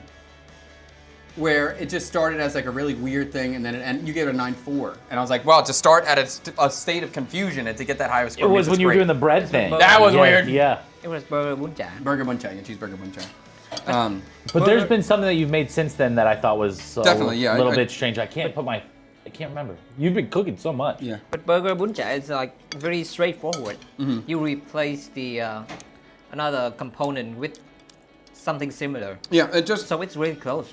it tasted like a cheeseburger. Yeah. But it just looked like buncha, so that was the weird part to it. What did I eat with Tweet? Bún riêu ốc. Bun rio. Oh, it was bun rio spaghetti, right? Yeah. Yeah, Yeah. that was a weird one. Spaghetti meatball. I'm king of the lamb. I'm gonna use my burgers later. I appreciate all your support there. I do like it. I like it. I'm a 7. I My like it. palate, without tasting this, is telling me darken the roux a lot, but then brighten it with a long cooked, thin, fresh tomato sauce. Yeah, I would probably, if doing this again, I would make the broth thinner. A little bit thinner, not much thinner. I like a little viscosity too. I like the shininess that's going on. I probably would add some pineapple juice to it at the end, almost like a tar for a Japanese ramen where you put a little splash. I put a splash of that in the bowl first, and then put all the stuff on top as a brightness level. I cutting the pineapple smaller. It's fine. I'm happy with all these components though. So this is a 7. It's a 7. I think I would like to see this done with pho noodle, real pho noodle. I'd like to see it done with hoteo noodle. What do you think over rice with this consistency? I think it's too thin. Like I know like if I put this over rice, my wife would hate it. Really? Yes. A lot of the Vietnamese people that I've interacted with, they don't like when their stuff is on the rice. They like the rice white, and they don't like a thing poured on top. They're not into that. Do you agree with that or no? Yeah. Yeah, I agree with that. Oh, I love it. I hate every type of noodle putting on with bok kho. I don't like eating bok kho With the noodles. with the noodle. I know, I like it with the bread. Yeah. I do. I like for bok kho, I like bread as well. But yeah, I'd be curious to see it with all the noodles. The rice, I think, could work for some people, but I would want to see this broth a little thicker if I'm doing it with rice. Right now, it's kind of in a middle ground here. And where do you feel how I felt like this a little bit one note? I don't think so. Because I'm getting the... You're tasting complexity there in the broth. Yeah. I did add another dash of this. I had a lot of lemon and a lot of the chili. And I added a lot of the chili. I thought the chili was nice, the pop that chili's it good. needed. And I kept getting clusters of the fried garlic, which are really chewy. And then the little fried pork pieces, when they hit, they really add a lot of flavor right away. I can see, and the broth itself is dark, and it kind of is one homogeneous note.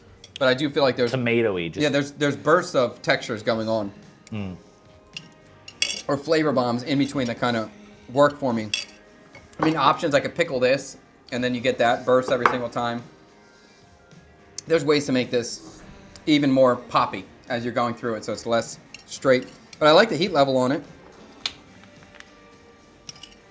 I probably could have served it with Tabasco or that pineapple sauce on the side. I like it. I like it. I feel like this is one step closer than the Bun Rio Gumbo that we made before, bridging the gap of the dark roux with Viet food. I feel like this is a better representation of that, but I still think it's not there 100%. I don't know how to do it yet. I will figure it out. What about egg noodles for a keto-friendly dish? Are egg noodles keto-friendly? No. You can make noodles out of eggs, like literally egg Strands? egg strands. You could do that. Julienne in an omelet? But so I assume that must be what BT Murphy's talking about. Yeah. But it's gonna be. I mean, a normal egg noodle with flour is definitely not keto friendly. But we can make it. We can make an egg omelet, cut in strips, and then go for it. So what's being cooked on Friday, Chef? Friday is going to be American appetizer, Viet style, and then it was kind of like nachos. But it wasn't. I don't know if they're really locked in. If Baby Panda doesn't clarify, I'm making some sort of Viet nacho. I have a request. Matt Krupa's gonna be in town. You can do a $100 super chat to get your request, Matt. Go ahead. I'm sorry. Go ahead. Could him and his wife come in? No for problem. the... Yeah, sure. Really? Sure. I'll ask them if they want to. I don't know if they would Sure. or not, but yeah. They got to be on live stream. Yeah. Yeah, they would. Yeah, sure. Yeah. You can use it for the thumbnail. She's cute. Oh, fantastic! She's in. Dad, remember how Tell her to wear something nice. Dad, you know how he said I have the nacho ingredients? That's what he said, Baby Panda. Maybe he wants to come in and bring the nacho. Oh, maybe. Yeah, that was interesting. He didn't comment more about what he was looking for. No. Maybe Oh, is that what it is, Baby Panda? Do you have nacho ingredients? That's what he was saying, yeah. Oh. I thought maybe didn't. it's a theme. If you want to drop them off, I'll use it. I think he's doing I think he's like some kind of chef or cook who is doing something. He wants to do a Vietnamese style nacho, That's fine. I'm into and it. he's gonna have you create the recipe for him. Okay. All right, we'll stay on for another minute or two, but that's gonna be the end of the stream. So on Friday, we are going to make some sort of American appetizer, Viet style, probably nacho something. Fred seems like he wants to say something. How much for? I'm starting a restaurant. Yeah. I want 20 recipes. Yeah. Give me the recipes in grams and give me the video for it. You don't have to fly to where I am. I'm in LA or whatever. I'll tell you what kitchen equipment I have. Yeah. Give me 20 recipes, 5 appetizers, I don't know, 5 salads and 10 entrees or something, right? Yeah. A lot of money. I'm not really interested in doing it. Really? That's interesting. 'Cause $15,000. I think you definitely charge that much. That's how much I would charge. Yeah. I think That's a lot of work. It's a lot of work, but I think That's a you lot get of some, and you can make everything's a live stream, so you're double. 15 grand. What's that? So you want 20 recipes? So I'm less than $1,000 per recipe? Yeah, I can do that. Yeah, 15 grand. I'm in. You deliver them, and then you send them like, here's your recipes right But the there. problem with the live stream though is then the people would know the recipes for the restaurant though. You're not giving them the gram, like they'd see what you did, but they don't see exactly what your portion was. Yeah, they I'd have don't to know like. the exact grams. And actually, it's probably worth more than 15 grand too, because your menu, your I restaurant's thought getting 15 hyped. was. I thought 15 was Yeah, low. 15's low. Because you're getting the marketing built in if I'm doing that the whole way. So if you want to talk to me, I'm interested. I'd probably settle for, I don't know. It's gonna take me a while. 20 recipes is a lot to develop. 20 recipes a lot, and you Because really I have gotta to give think you it through. I gotta give you a solid recipe too. Right. Yeah, that's a lot of money. If you're interested, talk to me, but it's probably over 25K. Let's just say 100. 100K? All right. I like 100K. Tang. All right. Chef will do it. And he won't wear his shirt. Any questions you have, business opportunities, talk to Tang first, my manager over there. He will give you the appropriate pricing. In conclusion, we have not cracked the code on the Southern American food, or I should say the Viet Cajun. We personally at CKSK, we haven't cracked the Viet Cajun code. Maybe they've already cracked it over there. The Vietnamese immigrants over there have already cracked it, but I haven't, and I will figure it out eventually. I do think we're getting closer. I enjoyed this. I did like it. I think my wife would not like it. I think it's too dark and thick for her. I think if I made it thinner, she would like it. So I could probably just thin my little base out here, bring it home, and let her try it tonight. But yeah, I enjoy this kind of thing. I enjoy making this kind of stuff. He's giggling. It's hard to do an outro when somebody's giggling. I'm sorry, I We apologize. keep getting scooped up with $100 streams, which I love for chat. Thank you. Yeah. I love it too. And why are you farting over there? That's not a. You hit the wrong button. Wrong button. Wrong button. Come on, that's like a. Almost. that's- He almost that's- got it. He almost had it. Feminine, I love it. Oh my god. Is this how it's gonna end every day now? What was one that, did you do that We're Gonna Be Rich yet? No. Oh, you need it. We're Gonna Be Rich. I need to clip that. Viet Cajun crawfish. I would like to see you. I really would love to see this. I hope it wins sometime because this is a real thing. Crawfish with Vietnamese flavors done that Cajun style. Very soft. But we were talking. I don't think you're here earlier. The crawfish are now like illegal here. It's an invasive species. Apparently, they're taking over rice fields, and it's not like. Do you know? Can you sell it? That is the I most think- delicious invasive species I've ever heard of. I Though. think it's you're gonna get arrested if you sell crawfish. I say get rid of those rice field crabs that you guys keep like. Don't the I like kodam. Yeah, get rid of that. Yeah, Let's get crawfish the it up. crawfish in. I can get down with that. I'm in. The crawfish destroy the land though.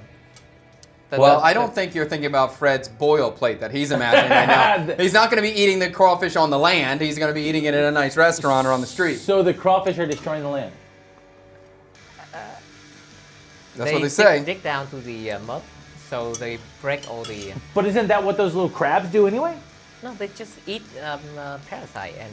So they don't dig down or anything. They're just. Oh, okay. Oh, well then, yeah. All right. So we're going to have to go to Louisiana for the crawfish. Yeah. Finish your Sorry. conclusion. All right. In conclusion, In conclusion, I definitely want to continue making this. So I always enjoy your suggestions for this Viet Cajun stuff, or just these ideas with the Southern food with Viet, or Southern food in general. Just exploring that more. I like making the roux stuff. Still new to me, so it's still exciting. I'm still curious about this flavor profile. I like it. Now I want to make a dark roux dessert. Has anyone done that before? no, nobody anyone made a has cake? done that. Has anyone made a cake with this? Like, I'm interested now.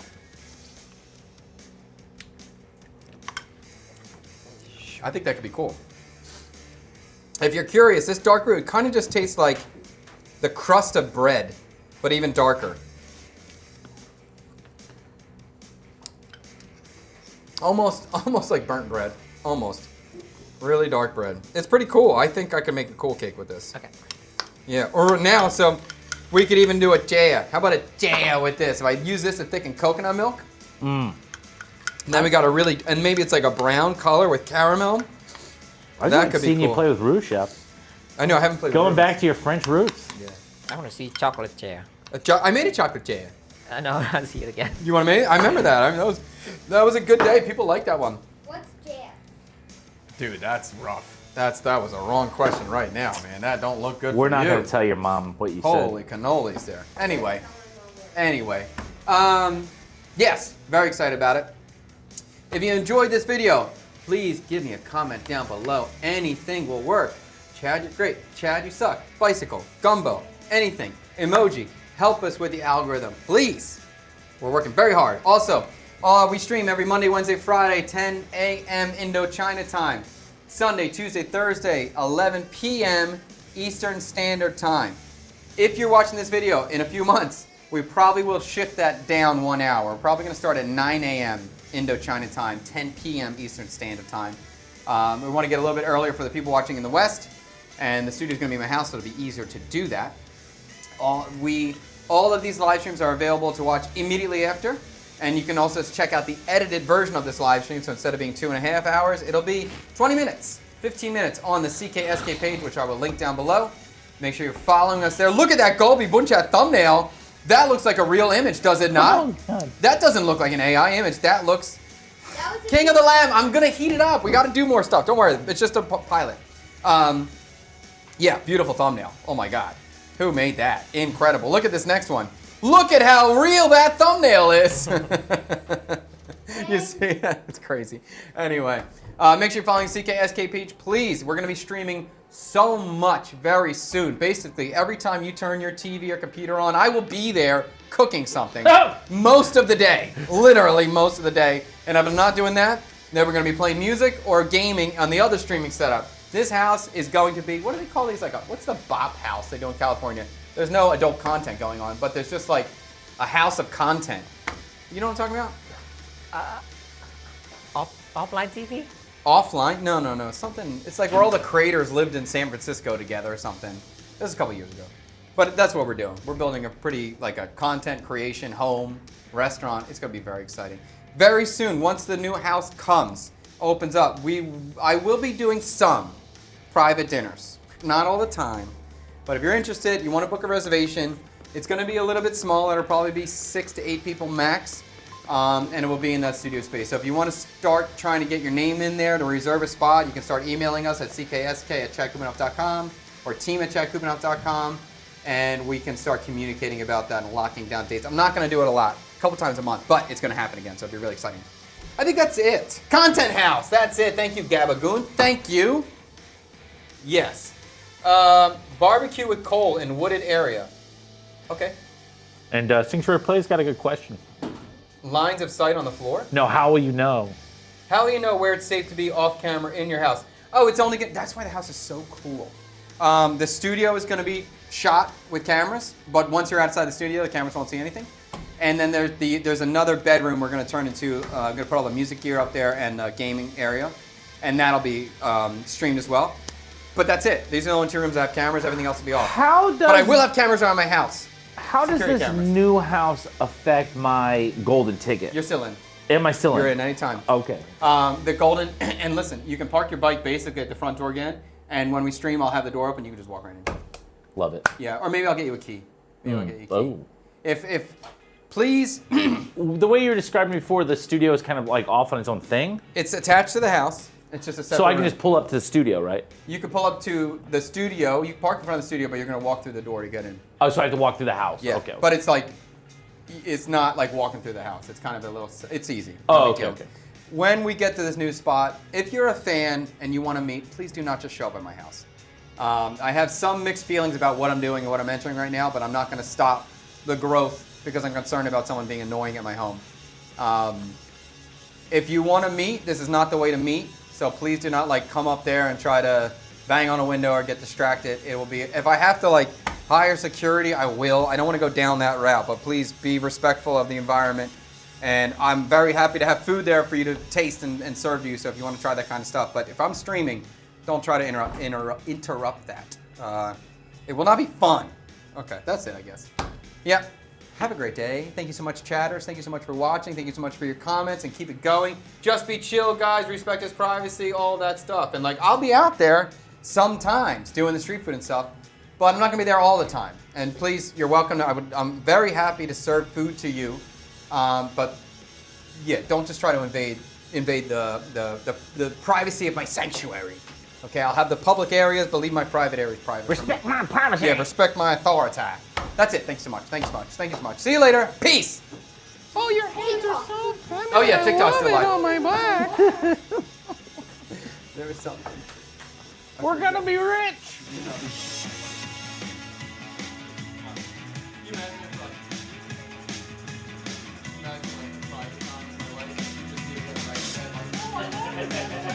We need some really nasty ones that we gotta play every once in a while. Keep her, not destroy our love life there. Alright, I think that's it. Alright, let's go. Peace. TikTok, TikTok, TikTok.